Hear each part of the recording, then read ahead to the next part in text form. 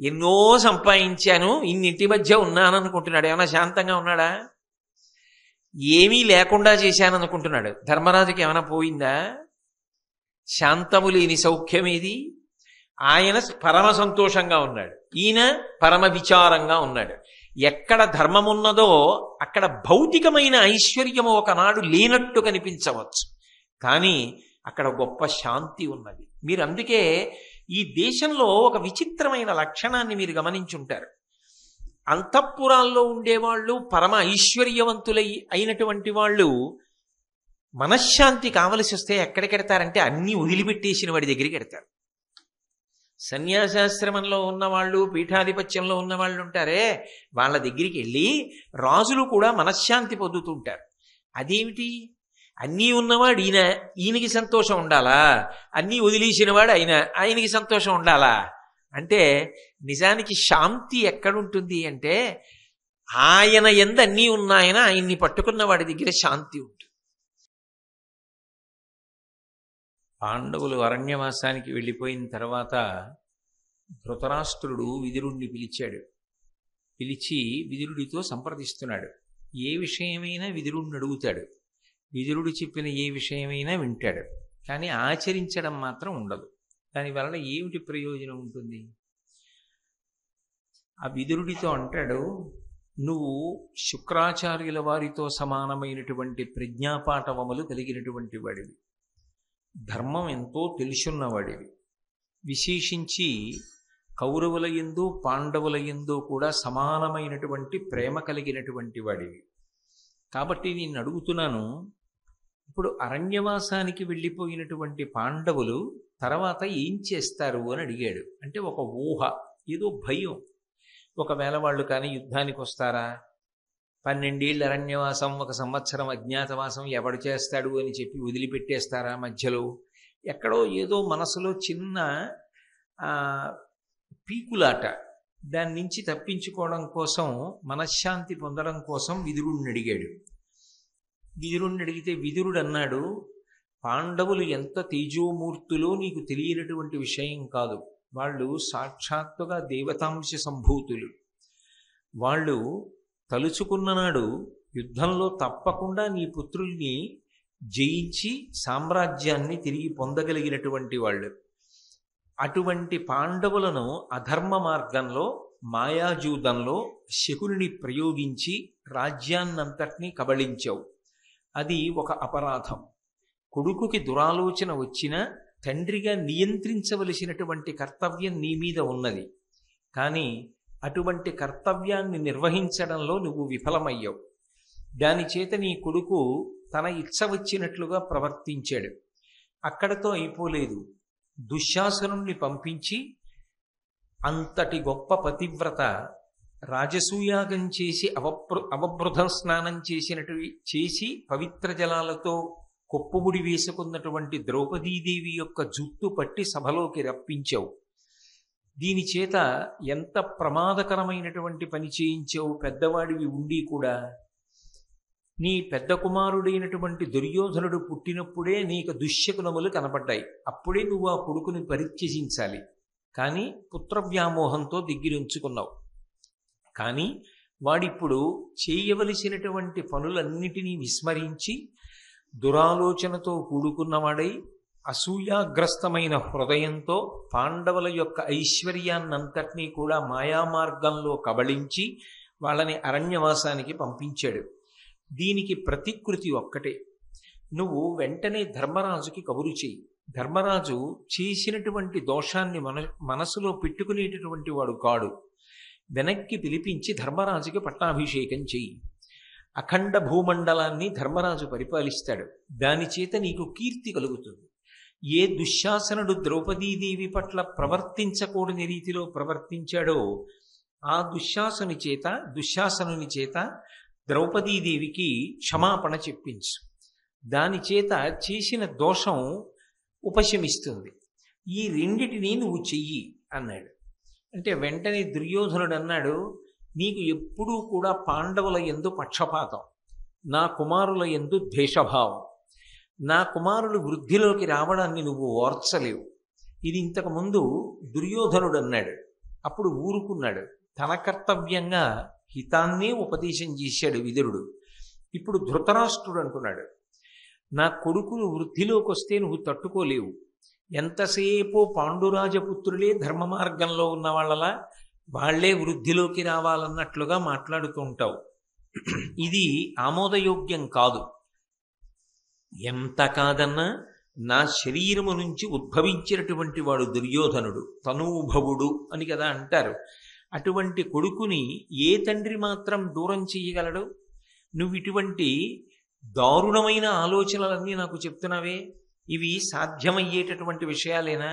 నీలాంటి వాడిని దగ్గర ఉంచుకోవడం సాధ్యమయ్యే విషయం కాదు. కాబట్టి ఉత్తర క్షణంలో నువ్వు రాజ్యాన్ని విడిచిపెట్టి వెళ్ళిపో అన్నాడు. ఆ మాట అనడమే తర్వాయి. విదురుడు ఒక్క మాట మాట్లాడలేదు.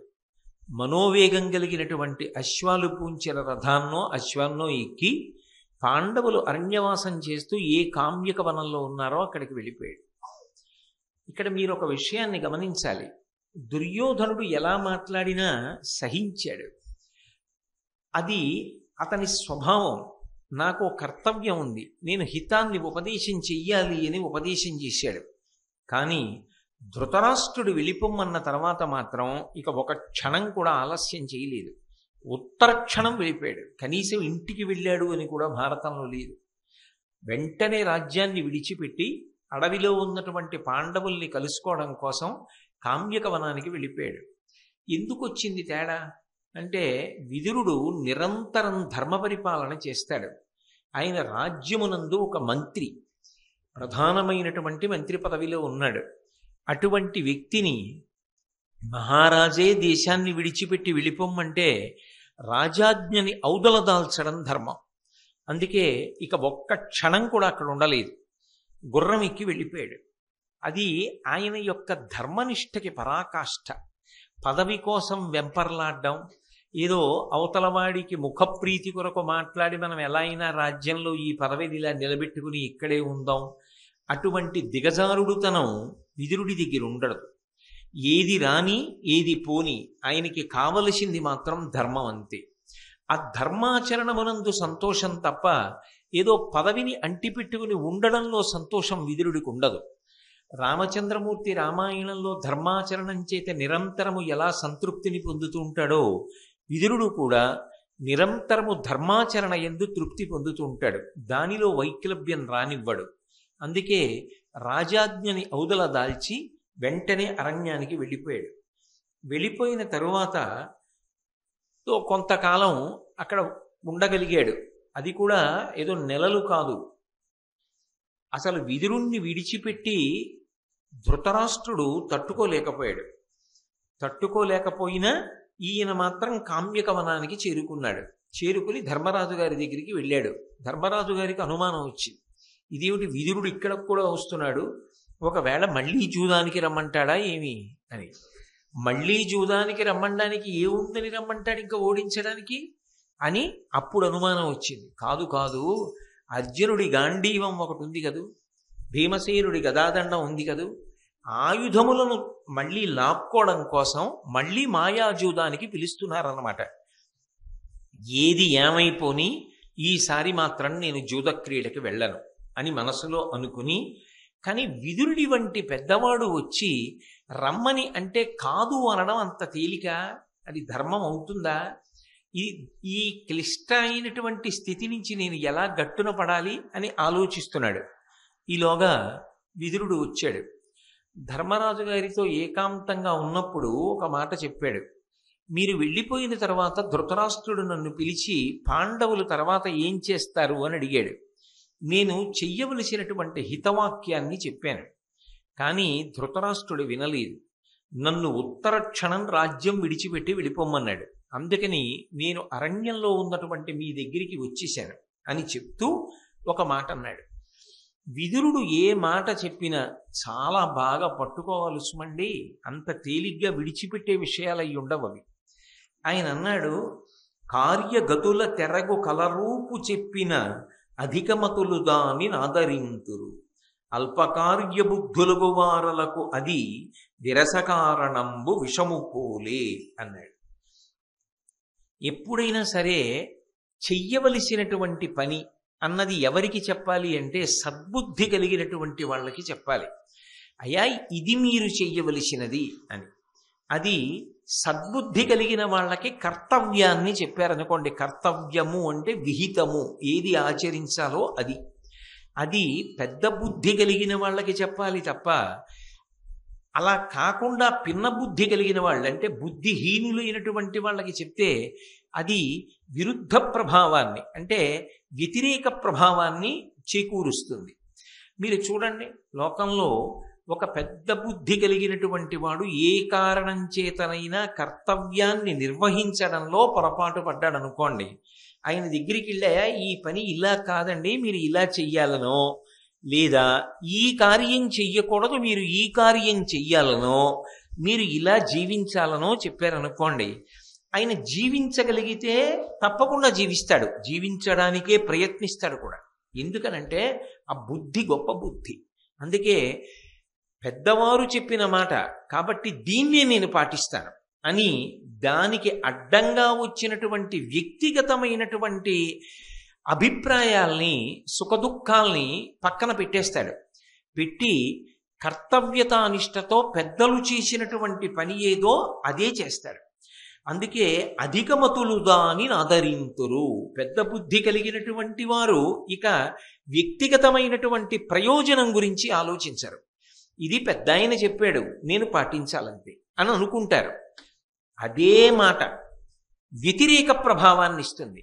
ఎందుకు ఇస్తుంది అంటే అది మాట యందు దోషం కాదు, అది ఆయన చెప్పడంలో దోషం కాదు. దోషం ఎందుకు వచ్చేసింది, వ్యతిరేక ఫలితం ఎందుకు వచ్చేసింది అంటే అల్పకార్య బుద్ధులకు వారలకు అది విరస కారణంబు విషము పోలే.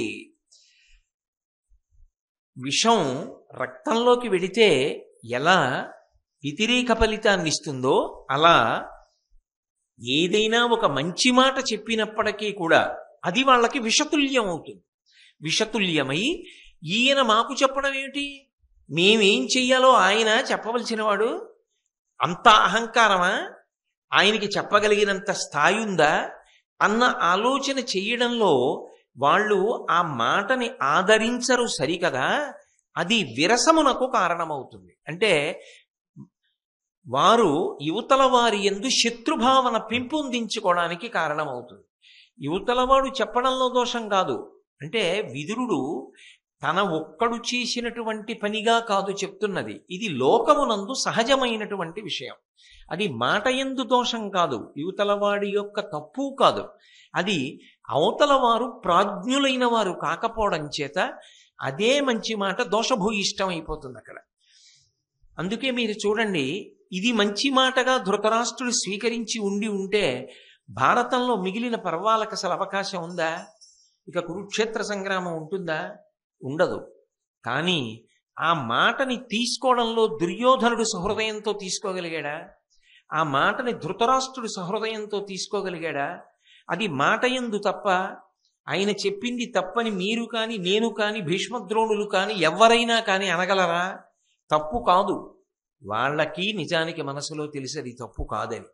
కానీ వాళ్ళకి కావలసింది ఏ త్రోవలోనైనా వృద్ధిలోకి రావడం అంతే తప్ప ఏది ధర్మం అన్నది ఆచరిద్దామన్న తాపత్రయం లేదు. అప్పుడు ఒక పెద్దరిక ఉన్నవాడు చెప్పినటువంటి మాట వాళ్ళ మనసుకి పొసగదు. ఇది దోషం. అందుకు నన్ను వెళ్ళిపోమ్మన్నాడు. అంతేకాని నేనేదో చెప్పకూడని మాట చెప్పానని కాదు.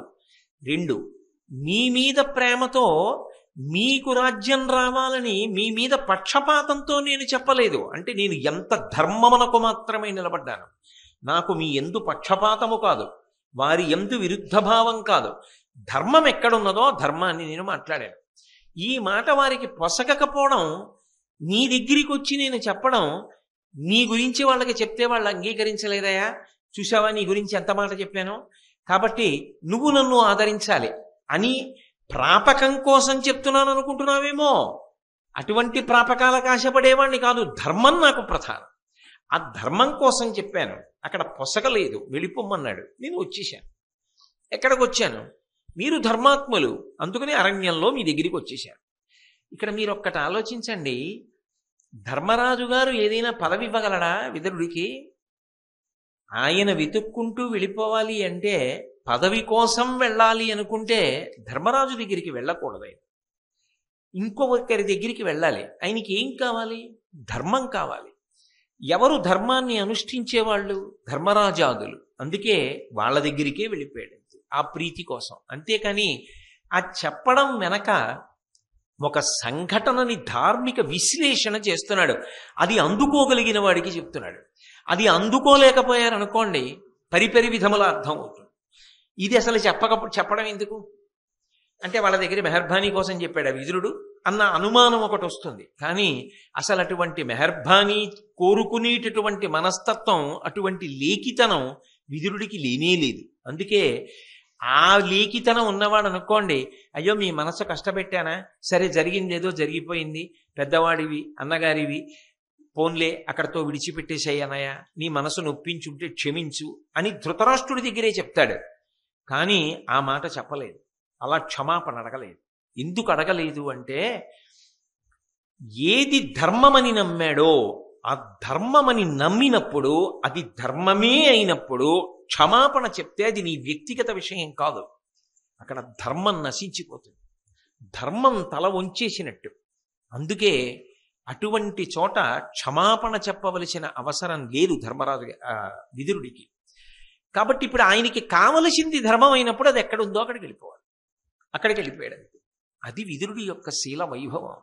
అంటే నువ్వు వెళ్ళిపో అనగానే ఆయన నేను ఎక్కడికి వెళ్ళాలి, ఈ పదవి పోతే ఎలా, నా ఇల్లు ఏమైపోతుంది, నా భార్య ఏమైపోతుంది, నా బిడ్డలు ఏమైపోతారు, ఇంత పదవిని విడిచిపెట్టి నేను ఎలా తిరగను, ఇవేవి ఆయన మనసులోకి రాలా. ఆయన మనసులో ఎప్పుడూ ఉండేది ఏదంటే ధర్మం ఒక్కటే. దాని చేత తృప్తిని పొందుతూ ఉంటాడు. విదురుడి యొక్క శీల వైభవానికి పరాకాష్ఠ ఈ సంఘటన. సరే ధర్మరాజు గారి దగ్గరికి వెళ్ళాడు, ఈ మాట చెప్పి ధర్మరాజుతో ఇంకొక మాట కూడా చెప్పాడు. అది మీరు బాగా అర్థం చేసుకోవాలి. ధర్మరాజు మీద మాత్రమే పక్షపాతము కాదు, ఖచ్చితంగా ఆయనకి పక్షపాతం ఉంది. ఎందుకు పక్షపాతం ఉంది అంటే ధర్మాత్ములు కష్టపడుతున్నారని.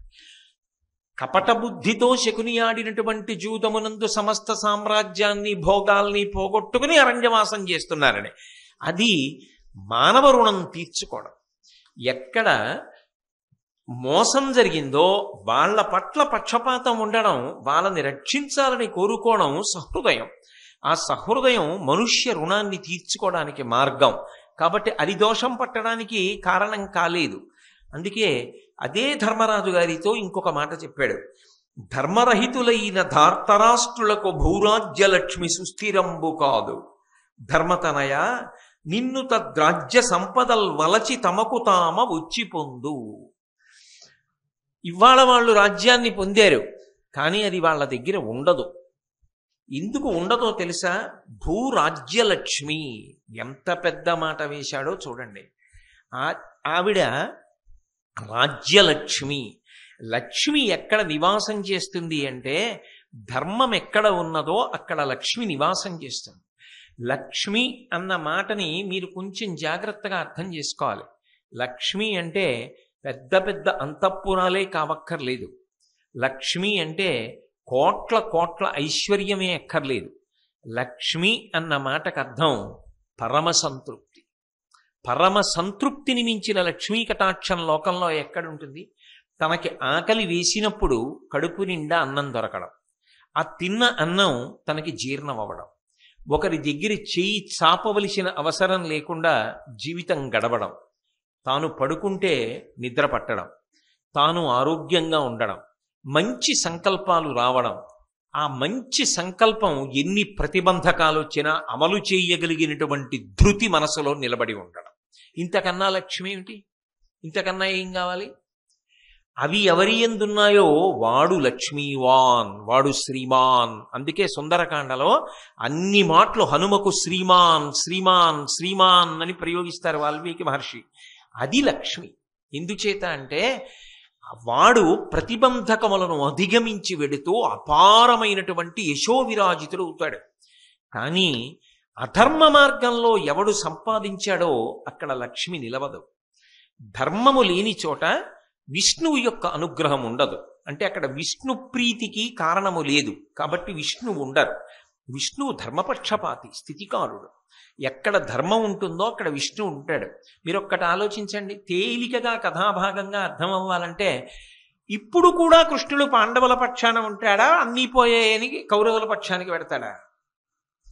పాండవుల పక్షాన ఉన్నాడు అనడానికి మీకు తిరుగులేని సాక్ష్యం ద్రౌపదీదేవి మొల మీద వస్త్రం అయిపోయిందనిపించుకోకుండా అఖండంగా రావడమేనా? అంటే విష్ణు పక్షపాతం ఎవరి యందుంది? పాండవుల యందుంది. పాండవుల యందు ఉన్నది అనడానికి ఏమిటి కారణం? ధర్మం. ధర్మం ఎక్కడున్నదో అక్కడ విష్ణువు యొక్క అనుగ్రహం ఉంటుంది. లక్ష్మి ఎవరు? నిత్యానపాయనీం నిరవద్యాం దేవదేవ దివ్యమహిషీం అఖిల జగన్మాతరం అస్మన్మాతరం అశరణ్య శరణ్యాం అనన్య శరణ శరణమహం ప్రపత్యే. ఆమె నిత్యానపాయని. ఆమె పరమాత్మ అయినటువంటి విష్ణువుని విడిచిపెట్టి ఉండదు. విష్ణువు ఎక్కడుంటే అక్కడికి వెళ్ళిపోతుంది. విష్ణువు యొక్క పక్షపాతం ఎవరి యందున్నది? పాండవుల యందున్నది. కాబట్టి లక్ష్మి ఎక్కడికి వెళ్ళిపోతుంది? పాండవుల దగ్గరికి వెళ్ళిపోతుంది. మీరు భూమి కోసం ప్రయత్నం చెయ్యక్కర్లేదు, ఆవిడ మిమ్మల్ని చేరుకోవడానికి ప్రయత్నం చేస్తుంది. ఇది తేడా. ధర్మాన్ని పట్టుకున్న వాడు నాకు ఇది కావాలి అది కావాలి అని ప్రయత్నం చెయ్యక్కర్లేదు. వాడు అదేవాలి ఇదవాలి అని లక్ష్మీదేవి కోరుకుంటుంది. ఎందుకని? ఆవిడ యశస్విని, ఆవిడ కీర్తినిస్తుంది. ఆ కీర్తినిస్తుంది కాబట్టి ఆవిడికి ఏమిటంటే కోరిక, మా ఆయనకి ప్రీతి కలిగేటట్టుగా ప్రవర్తించగలిగిన వాడు, ధర్మాన్ని పట్టుకున్నవాడు. కాబట్టి వీడు కీర్తివంతుడు కావాలి. వీడు ఎక్కడికి వెళ్ళినా గుర్తింపబడాలి. వీడు ఎక్కడికి వెళ్ళినా భోగం అనుభవించాలి. వీడు ఎక్కడికి వెళ్ళినా సమస్త రాజ్య సంపదలతో తులతూగాలి. దుర్యోధనుడు తాత్కాలికంగా రాజ్యాన్ని పొందగలిగాడేమో, కానీ ఆవిడ వెతుక్కుని వెళ్ళిపోతే ఆపగలిగిన ప్రజ్ఞ ఉంటుందా? అలా ఆపే ప్రయత్నం చేశాడనుకోండి, మట్టు పెట్టి వెళ్ళిపోతుంది. అదే జరిగిందా లేదా? అంటే ఇప్పుడు మీరు ఒకటి ఆలోచించండి, విదురుడు ఒక గొప్ప సిద్ధాంతాన్ని మాట్లాడుతున్నాడా, ధర్మరాజు ప్రాపకం కోసం ధర్మరాజుని పొగుడుతున్నాడా? అక్కడ అంటే ధర్మరాజైనా సరే ధర్మాన్ని వదిలిపెట్టేశాడు అనుకోండి, లక్ష్మీ కటాక్షం ఉండదు. అప్పుడు ఎక్కడ ధర్మం ఉందో మళ్ళీ ఆవిడ వెతుక్కుని వెళ్ళిపోతుంది. ధర్మాన్ని విడిచిపెట్టేసి ఏ ఇతర కారణము చేత నువ్వు ఏది సంపాదించుకున్నా అది నీకు శాశ్వతము కాదు, అది జారిపోయేదే, అది నిలబడేది కాదు. ధర్మాన్ని నువ్వు పట్టుకుంటే నువ్వు ఇది పొందాలని కోరుకోవలసిన అవసరం లేదు. ఎన్ని రకాలుగా నీకు కీర్తి రావాలో అన్ని రకాల కీర్తిని ఆవిడ ఇచ్చేస్తుంది. ఇచ్చేసి నా బిడ్డ ధర్మాన్ని పట్టుకున్నందుకు వాడికి ఎన్ని ఇచ్చానో చూసావా అని వాడు కీర్తివంతుడైతే ఆవిడ సంతోషిస్తుంది. కాబట్టి ధర్మాన్ని పట్టుకున్న నీ దగ్గరికి రాజ్యలక్ష్మి నడిచొస్తుంది, నువ్వు పొందుతావు. అది లేని దుర్యోధనుడి దగ్గర ఆవిడ నిలబడదు. అందుకే ఇవాళ పొందాను అనుకుంటున్నాడు, కానీ అది నిలబడేది కాదు. నిలబడని చోట వచ్చే చోట ఒక తేడా ఒకటి ఉంటుంది. ఏమిటది అంటే, ధర్మాన్ని వదిలి సంపాదించినది అశాంతికి కారణమవుతుంది. ఒకటి జారిపోయినా కూడా ధర్మాన్ని పట్టుకోవడంలో శాంతి నిలబడుతుంది. నేను అన్న మాట చాలా గంభీరమైన మాట అన్నాను, మీరు పట్టుకున్నారో లేదో నాకు తెలియదు. దుర్యోధనుడు అనుకుంటున్నాడు రాజ్యాన్ని సంపాదించాను అనుకుంటున్నాడు, కానీ దుర్యోధనుడు నిద్రపోతాడని మీరు అనుకుంటున్నారా? నిద్రపోలేడు. ఎందుకు నిద్రపోలేడో తెలుసా? పాండవులు మళ్ళీ తిరిగి వస్తారా? నిజంగా అది ఆలోచించాడు. ఏ దుర్యోధనుడి గురించో చెప్పినప్పుడు మీకు చెప్తాను.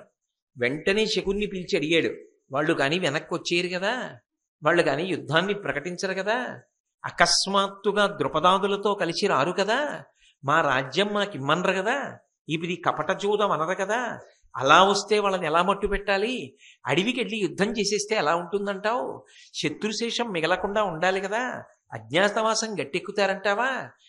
ఇవన్నీ ఆలోచిస్తూ వాడు నిద్రపోవట్లా. ధర్మరాజు ఏం చేస్తున్నాడు? ఆయన వెంట 1000 మంది బ్రాహ్మణులు వెళ్ళారు. వీళ్ళకి అన్నం ఎలా పెట్టాలి? నాకు లేకపోతే పర్వాలేదు, నమ్మి వచ్చిన బ్రాహ్మణులు అన్నం తినకపోతే ఎలా? ధౌమ్యుడిని అడిగాడు. ధౌమ్యుడు అన్నాడు, అన్నదాత ఆదిత్యుడు, ఆయన్ని ఉపాసన చెయ్యన్నాడు. ఆయన్ని ఉపాసన చేశాడు. ఆయన అక్షయ పాత్ర ఇచ్చాడు. అరణ్యవాసం అయితే అయింది.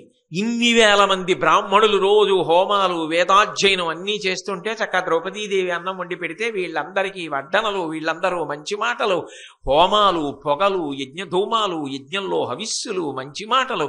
ఎలాగో రాజ్య పరిపాలనలో ఇంత ఖాళీ ఉండదు. హాయిగా వీళ్ళందరితో కలిసి తిరుగుతూ అన్నీ మరిచిపోయి పరమ ప్రశాంతంగా గడిపేస్తున్నాడు ధర్మరాజు. అన్నీ ఉన్నాయనుకున్నవాడు ఏం పొందుతున్నాడు అక్కడ?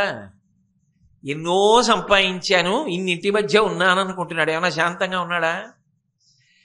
ఏమీ లేకుండా చేశాననుకుంటున్నాడు. ధర్మరాజుకి ఏమైనా పోయిందా? శాంతము లేని సౌఖ్యమేది? ఆయన పరమ సంతోషంగా ఉన్నాడు, ఈయన పరమ విచారంగా ఉన్నాడు. ఎక్కడ ధర్మమున్నదో అక్కడ భౌతికమైన ఐశ్వర్యము ఒకనాడు లేనట్టు కనిపించవచ్చు, కానీ అక్కడ గొప్ప శాంతి ఉన్నది. మీరు అందుకే ఈ దేశంలో ఒక విచిత్రమైన లక్షణాన్ని మీరు గమనించుంటారు. అంతఃపురాల్లో ఉండేవాళ్ళు, పరమ ఐశ్వర్యవంతులై అయినటువంటి వాళ్ళు మనశ్శాంతి కావలసి వస్తే ఎక్కడికెడతారంటే అన్నీ వదిలిపెట్టేసిన వాడి దగ్గరికి ఎడతారు. సన్యాసాశ్రమంలో ఉన్నవాళ్ళు, పీఠాధిపత్యంలో ఉన్నవాళ్ళు ఉంటారే, వాళ్ళ దగ్గరికి వెళ్ళి రాజులు కూడా మనశ్శాంతి పొందుతుంటారు. అదేమిటి? అన్నీ ఉన్నవాడు ఈయనకి సంతోషం ఉండాలా, అన్నీ వదిలేసినవాడు ఆయనకి సంతోషం ఉండాలా అంటే, నిజానికి శాంతి ఎక్కడుంటుంది అంటే ఆయన యందు అన్నీ ఉన్నాయన ఆయన్ని పట్టుకున్న వాడి దగ్గర శాంతి ఉంటుంది. అందుకే నేను మీతో పరమసత్యం చెప్తున్నాను. మీరు కొన్ని ఇళ్ళకి వెళ్ళండి, తలుపు తీసుకుని లోపలికి వెళ్ళగానే మీకు ఇంకొక 5 నిమిషాలు ఉండాలనిపిస్తుంది. కొన్ని ఇళ్ల ముందు కాపలా పెట్టాలి జనం రాకుండా. ఎందుకని అంటే ఆ ఇంట్లో ఆ వ్యక్తి బ్రతికున్నంత కాలమే ఆ వైభవం. ఆ వ్యక్తి దాటిపోయాడు అనుకోండి, ఆయన శరీరం ఒక్కటే వెళ్ళిపోయింది అనుకోండి, గడప దాటి, అంటే ఆయన కదలలేదు, ఆయన శరీరం వెళ్ళిపోయింది అనుకోండి, ఇక ఆ ఇంటి గడప తొక్కే వాళ్ళు ఉండరు, ఆ ఇంటికి వెళ్ళరు. ఎందుకంటే ఆ ఇంటి వైభవానికి అంతటికీ కారణం ఎవరంటే ధర్మానుష్ఠానం చేస్తున్న ఆ ఇంటిలోని ఉన్న వ్యక్తి. నేను అలా ఎందరిళ్ళో చూశా. ధర్మాన్ని పట్టుకుని బ్రతికిన వ్యక్తి ఇంటి గడప దాటి లోపలికి వెడితే మీకు తెలియకుండా ఏదో మనశ్శాంతి వస్తుంది. మీరు అక్కడికి వెళ్ళి కూర్చున్నారనుకో, ఒక శాంతి. ఆయన్ని చూశారనుకోండి, ఒక ప్రశాంతత. ఆయన మాట్లాడుతున్నాడు అనుకోండి, ఒక ప్రశాంతత. ఆయన్ని తలుచుకున్నా ప్రశాంతత. అది విచిత్రం. ఆయన్ని తలుచుకున్నారనుకోండి, మీకు ఒక ప్రశాంతత వస్తుంది. చంద్రశేఖరేంద్ర సరస్వతి స్వామి వారి బృందావనం దగ్గరికి ఇవాళ వెళ్ళి కూర్చున్నా శాంతిగా ఉంటుందా ఉండదా నాకు చెప్పండి? ఆయన తిరుగాడిన చోటుకెడితే మీకు ప్రశాంతంగా ఉంటుందా ఉండదా? ఆయన అనుగ్రహ భాషణం ఏదైనా వింటే ప్రశాంతంగా ఉంటుందా ఉండదా? ఆయన చిత్తరం వంక చూస్తే మీకు మనస్సు ప్రశాంతంగా ఉంటుందా ఉండదా? ఆయన్ని తలుచుకున్నంత మాత్రం చేత ప్రశాంతంగా ఉంటుందా ఉండదా? సన్యాసాశ్రమ ధర్మాన్ని అంత గట్టిగా పట్టుకున్న మహాస్వామి వారి యొక్క స్మరణ చేతనే అంత శాంతి కలిగితే, ధర్మానుష్ఠానం చేసేటటువంటి వ్యక్తి సశరీరుడై ఉండగా ఆయన ఆకర్షణ బలం అలా ఉంటుందంటే అందులో ఆశ్చర్యం ఏముంది? అది లాగుతుందంతే. దాని శక్తి అటువంటిది. అది యశస్సు అన్న మాటకు అర్థం అది. అది కీర్తి. వెతుక్కుని వెతుక్కుని వెతుక్కుని వెతుక్కుని తిరుగుతారు. అది ఒక సామాన్యుడి కోసం, ఆ ధర్మానుష్ఠానమునందు బలిమి లేని వాడి కోసం తిరుగుతారా? తిరగరు. అది కీర్తి. ఆయనని వెతుక్కుంటూ అన్నీ వస్తాయి. అది ఆయన బ్రతికున్నంత కాలం ఉండేటటువంటి లక్షణం. అందుకే ధర్మమునకున్న గొప్పతనమేమి అంటే, ధర్మాన్ని పట్టుకున్నవాడు నాకు ఇది కావాలని వెతుక్కోక్కర్లేదు. ధర్మాన్ని పట్టుకున్నవాడి కోసం లక్ష్మి వెతుక్కుంటూ ఉంటుంది. అమ్మ కొడుకుని కోసం వెతుక్కున్నట్టు వెతుక్కుంటుంది. ధర్మరాజా, అందుకు నీకు రాజ్యం వస్తుంది అంటే ఇప్పుడు విదురుడు పొగుడుతున్నాడా, ఒక రకంగా ఒక హెచ్చరిక చేస్తున్నాడా? తొందరపడకు. రాజ్యం పోయిందని మనసులో కలత చెందడం ధర్మాన్ని వదలడానికి కారణం కావచ్చు. ధర్మాన్ని వదిలిపెట్టకు సుమా. ఈ ధర్మాన్ని ఇలాగే పట్టుకో, ఒకనాడు రాజ్య సంపద పొందుతావు. పొందడం కాదు, ఎంత యశో విరాజితుడవుతావో తెలుసా? ఇప్పుడు జరుగుతున్నది ద్వాపరయుగం, తర్వాత కలియుగం వస్తుంది. కలియుగంలో కూడా గట్టిగా 1000 కుటుంబాలు 1000 ఇళ్ళు కూడా లేనటువంటి పల్లెటూళ్ళలో కూడా పిల్లాడు పుడితే ధర్మరాజు అని పేరు పెట్టుకుంటారు. కానీ ఆ ధర్మరాజు అన్న పేరు వదిలిపెట్టి దుర్యోధన అన్న పేరు ఎక్కడైనా పెట్టుకుంటారా? పెట్టుకోరు కదా. అంతటి యశోవిరాజితుడు అవుతావు. దానికి ధర్మం ఆలంబనం. ధర్మాన్ని వదిలిపెట్టవద్దు సుమా. అంటే పరోక్షంగా మంచి మాటలు చెప్తున్నాడా, ఆయన దగ్గర ఉండడం కోసం ప్రాపకం సంపాదించుకుంటున్నాడా? అందుకే ధర్మాన్ని పట్టుకున్న వాడికండి ఒక తిరుగులేని ధైర్యం ఉంటుంది. ఏమిటా ధైర్యం అంటే, నేను పట్టుకున్న ధర్మం నన్ను కాపాడదా? అది పెద్ద నమ్మకం. ఇది విదురుడు ధర్మరాజుతో చెప్పినటువంటి మాట. చెప్పి హాయిగా ధర్మరాజు గారి దగ్గర ఉన్నాడు. ఆ ఉన్నటువంటి బ్రాహ్మణులు, వాళ్ళు చేస్తున్న హోమాలు, వాళ్ళకి చేస్తున్న వడ్డనలు, వాళ్ళందరూ తిన్నాక మిగిలిపోయినటువంటి శేషాన్ని చక్కగా ప్రీతితో భక్తిగా ప్రసాదంగా స్వీకరించడం, ధర్మరాజు గారి యొక్క వైభవం, మంచి మాటలు, ఆయనకి ఏం కావాలి ఇంతకన్నా? సంతోషంగా గడిచిపోతాడు. కానీ అవతల ధృతరాష్ట్రుడికి నిద్రపట్టలేదు. విదురుడు లేకపోతే ఉండలేడు. అందుకని సంజయుడిని పిలిచాడు. పిలిచి సంజయుడితో అన్నాడు, ఆ విదురుడు ఉన్నాడే, ఆయన నా కంటి చూపు. ఎంత గొప్ప మాట అన్నాడో చూడండి. ఉందా అది? లేదుగా. అంటే ఈ బాహ్యంలో కంటికి చూపు లేదేమో, కానీ ఇలా తడుముకు నడుస్తాడే, అలా అసలు నా కంటికి బయటి వెలుతురు చూడడానికి నాకు దార్శనికుడు, ఈ కన్ను లేదన్న బెంగ కూడా మరిపించగలిగిన వాడు, నాకు వెలుతురై మార్గాన్ని చూపించగలిగిన వాడు విదురుడు. ఈ చూపు లేకుండా పుట్టా. కాబట్టి ఒకనాడు ఉండి ఒకనాడు పోతే ఆ కంటి చూపు యొక్క విలువ తెలిసి ఏడ్చేవాడినేమో. అసలు ఎప్పుడూ తెలియదుగా, ఏడవల. కానీ ఆ వెలుతురు యొక్క విలువ ఏమిటో ఇప్పుడు తెలుస్తోంది పోయాక. ఎంత పెద్ద మాట అండి. నిజంగా ధృతరాష్ట్రుడు ఎంత చెడ్డవాడైనా విదురుడి విషయంలో అన్న మాటగా మాత్రం ఆయన కాళ్ళకి నమస్కారం చేయవలసిందే. కాబట్టి నా కంటి చూపు, నా గుండె విదురుడు. కాళ్ళు చేతులు ఎంత బాగుంటే ఎవరికి కావాలండి? గుండె ఆగిపోతే అది కదూ ప్రధానం, అది బాగుండాలి. అసలు నా గుండె విదురుడు. ఇవాళ నా గుండె చప్పుడు లేదు, నా కంటికి చూపు లేదు. కాబట్టి ఆ విదురుడు రావాలి. వస్తే కానీ నా గుండె కొట్టుకోదు, నా కంటికి చూపు రాదు. కాబట్టి వెంటనే వెళ్ళు సంజయ అంటే దాని అర్థం ఏమిటి? ఒకవేళ బెట్టు చేస్తే ఈ మాటే చెప్పు, నిన్ను వదిలి ఉండలేకపోతున్నాడు, ఇంకా రాకపోతే ఆయనే వచ్చేస్తాడు. కాబట్టి వచ్చేయి, ధృతరాష్ట్రుడి కోసం వచ్చేయి. రావచ్చా విదురుడు? ఇలా వెళ్ళి చెప్తే బెట్టు చేయొచ్చుగా. అనుభవించనివ్వండి, నా మాట ఆయన వింటాడా, ఆయన కొడుకు వింటాడా, ఎవడకు కావాలి, ఎందుకది నాకు అక్కర్లేదు, నేను రాను అని కూడా అనొచ్చుగా. ఇవి రెండూ చెప్పి వెళ్ళు ఆ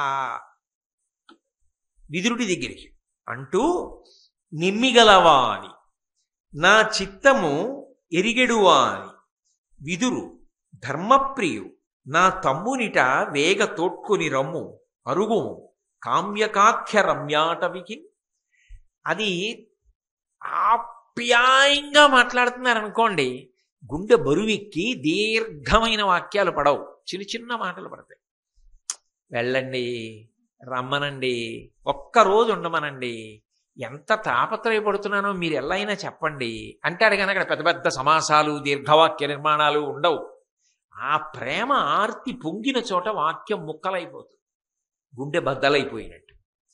అది ధృతరాష్ట్రుడు మాట్లాడిన పద్యంలో ఉన్నటువంటి విరుపు, అది దాని సోయగం. మహానుభావులు వాళ్ళు కౌలు ఏమిటండి, వాళ్ళు మరొక బ్రహ్మస్వరూపం. అది వాళ్ళు మహర్షులు, దార్శనికులు. వాళ్ళకి పొగడత కాదు ఇవ్వవలసింది, 2 చేతులు ఎత్తి నమస్కారం అంతే. కాబట్టి నిమిగలవా అని, ఆ ప్రేమ కలిగిన వాడు ఉన్నాడే, నా చిత్త మెరిగెడువా అని, నా మనసు తెలుసు. అందుకే ఇన్ని మంచి మాటలైనా చెప్తాడు, నేను విననని తెలుసు, నా పుత్రవ్యామోహం తెలుసు.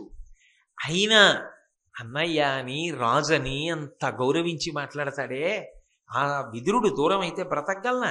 విదురు ధర్మప్రియు. ధర్మం అంటే ఎంత ప్రేమో.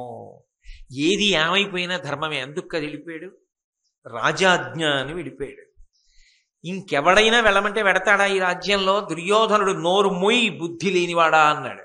అయినా మాట్లాడాడు నా ముఖం చూసి. నేను ఊరుకున్నా మాట్లాడాడు, నిందపడ్డాడు. నేను వెళ్ళిపోమ్మంటే వెళ్ళిపోయాడు. రాజాజ్ఞ కాదనడు. ఏమి ధర్మం మహానుభావుడికి! అంత ఓర్పున్నవాడు వెళ్ళిపోయాడు. ఎంత పవిత్ర హృదయం! ఇప్పుడు అంటున్నాడు ఆ మాటలు. కొన్ని ఎదురుగుండా ఉన్నప్పుడు తెలియదు, కాస్త పక్కకి వెళ్ళాక వాటి విలువ తెలుస్తూ ఉంటుంది. లోకంలో ఇలాంటి సంఘటనలు చాలా జరుగుతుంటాయి. కాబట్టి విదురు ధర్మప్రియు, నా మా తమ్ముడు. ఇప్పుడు మంత్రి కాదు, మా తమ్ముడు. కాబట్టి నా తమ్ముడు, మా కూడా కాదు, నా తమ్ముడు వెళ్ళి వేగ తోడ్కొని రమ్ము, ఆలస్యం వీల్లేదు, తొందరగా తీసుకురా. అరుగము వెళ్ళు. కామ్యకాఖ్య రమ్యాటవికిన్, మధ్యాహ్నం పెడతా భోంచేసేడతా కుదరవు, వెంటనే బయలుదేరు. వెంటనే సంజయుడు గబగబా కామ్యక వనానికి వెళ్ళాడు. వెళ్ళి ధర్మరాజు గారి పక్కనున్న విదురుణ్ణి దర్శనం చేశాడు. చేసి ఏ మాటలు ధృతరాష్ట్రుడు చెప్పాడో ఆ మాటలే విదురుడితో చెప్పాడు. విదురుడు ధర్మరాజు వంక చూశాడు. ఏం చేయమంటావు అని. అంటే ఒకరి దగ్గరికి వచ్చాడు, వాళ్ళెంతో ప్రేమగా చూస్తున్నారు, అక్కడేమీ మనసుకి చింత లేదు. ఇప్పుడు ఆయన రమ్మన్నాడు, ఏ కారణానికి వెళ్ళాలి? తను చెప్పాడు అనుకోండి, గొప్ప ఏముందండి. ఇప్పుడు తాతగారు మహావిద్వాంసుడు, తాతగారు చెప్పగలడు ఆ పద్యానికి అర్థం. కానీ అక్కడ వరకు చదివి ఈ పద్యం ఇలా ఎందుకు పడిందంటావు అని మనవడి వంక చూశాడు అనుకోండి, మనవడు చెప్పాడు అనుకోండి, తాతగారికి సంతోషం, వీడు పట్టుకున్నాడు రా ధర్మం కాదు. తను చెప్పలేడా ఎందుకు వెళ్ళాలో? చెప్పగలడు, కానీ తను చెప్పడు. ధర్మరాజు వంక చూశాడు, వెళ్ళాలంటావా అన్నట్టుగా. ఎందుకంటే ఆయన దగ్గరికి వెళ్ళడం, బుద్ధిహీనుడు ఎలా మాట్లాడాడు నిన్న, ఎందుకు మీరు ఎడతారు? మీరు వెళ్ళకండి, అక్కడ మీ మాట వినేవాళ్ళు ఎవరు, ఇక్కడ ఉండండి, కాలక్షేపం చేయండి హాయిగా అంటే ధర్మరాజు ఎందుకు అవుతాడండి అసలు? ఇంకేమి ధర్మం? అది ధర్మం అంటేనండి నోటితో చెప్పడం కాదు, ఆ పట్టుకోవడంలో ఆ బలిమి, ఆ ప్రేమ, ఆ ప్రీతి ఉన్నవాడు ఆచరించగలడు. లోపల నుంచి తన్నుకొస్తుంది ధర్మమునందు అనురక్తి. అప్పుడు ఎవరనగలరు ఈ మాటలు? ధర్మరాజు అన్నాడు, సర్వజనులకు ధృతరాష్ట్ర శాసనంబు చేయుచున్నచో మనకు విశేష భక్తి చేయవలయు, కావున ఎడసేయ కరుగుమనిన విదురుండు గజపురి కరిగేనంత. ధర్మరాజు అన్నాడు, ధృతరాష్ట్రుడు మహారాజు కదా, ధృతరాష్ట్రుడు చెప్పినటువంటి శాసనాన్ని సమస్తమైనటువంటి జనులు పాటించాలి కదా. ఒక మహారాజు చెప్పినటువంటి శాసనాన్ని ఆయన కొడుకులే తిరస్కరిస్తే, ఆయన తమ్ముడే తిరస్కరిస్తే లోకంలో ఉన్న జనం పాటిస్తారా? అప్పుడు రాచ పదవి యందు అగౌరవ ప్రకటనం చేసినట్టు కాదా? అది ధర్మం అవుతుందా? కాబట్టి ఒక శాసనాన్ని జనులు పాటించకపోతే రాజశాసనాన్ని ఎందుకు పాటించవు అని అడగాలి. ఇవాళ నేను రాజుని కాను, రేపు రాజునైతే నా శాసనాన్ని అలా ఎవరైనా పాటించకపోతే నేను ఎలా బాధపడతానో, అలా ఇవాళ ధృతరాష్ట్ర శాసనం అమలు కాకపోతే ఆయనకి బాధ కాదా? అది రాజు బాధ. రాజు వెళ్ళమన్నాడు వెళ్ళిపోయావు, రమ్మన్నాడు వెళ్ళిపోవాలి మళ్ళీ. అందున సామాన్యులే అలా చేస్తే, తమ్ముడివి, ప్రధానమంత్రివి, యువతలు నేను కొడుకుని మనం కలిసి వద్దంటామా? అలా అనొచ్చా? ధర్మం వెళ్ళడం కదూ, విశేషంగా పాటించవలసిన ధర్మం మన మీద కదూ ఉంది. అందుకని అసలు చర్చ ఎందుకు? తప్పకుండా బయలుదేరండి, వెళ్ళిరండి. ఇది విదురుడు పరవశించడానికి కారణం. ఏమి ధర్మం రా నిజంగా ధర్మరాజా? అందుకు కాదు, చిట్ట చివర తన తేజస్సు ధర్మరాజులోకి వెళ్ళిపోయింది. మహానుభావులు అటువంటి వాళ్ళిద్దరు మాట్లాడుకుంటే గంటల గంటల మాటలు ఎందుకండి? పుల్లు ఒక్క పద్యం చాలు. వాళ్ళు మాట్లాడుకుంటే అలా ఉంటుంది. వాళ్ళు ఇద్దరే అగ్నిశిఖలు, అందుకే అంత గొప్పగా మాట్లాడుకున్నారు. మాట్లాడుకుంటే విదురుడు ఇక దాని మీద చర్చ లేదు, గొప్ప ధర్మం చెప్పాడు అంతే, తిరిగి వెళ్ళిపోయాడు. వెళ్ళిపోమ్మన్నప్పుడో ధర్మం, రమ్మన్నప్పుడో ధర్మం ఉంటాయా? ఉండవు. వెళ్ళిపోమ్మన్నప్పుడు ఆయన మీద గౌరవం అని వెళ్ళిపోవడం నిజమైతే, ఆయన రమ్మన్నప్పుడు తిరిగి వెళ్ళిపోవడానికి కూడా అదే గౌరవం కారణం అవ్వాలి. అంతేగాని వెళ్ళిపోమ్మన్నప్పుడు వెళ్ళడానికి ధర్మం అయ్యి రమ్మన్నప్పుడు వెళ్ళడానికి అహం అడ్డొస్తే ధర్మం ఎలా అయింది?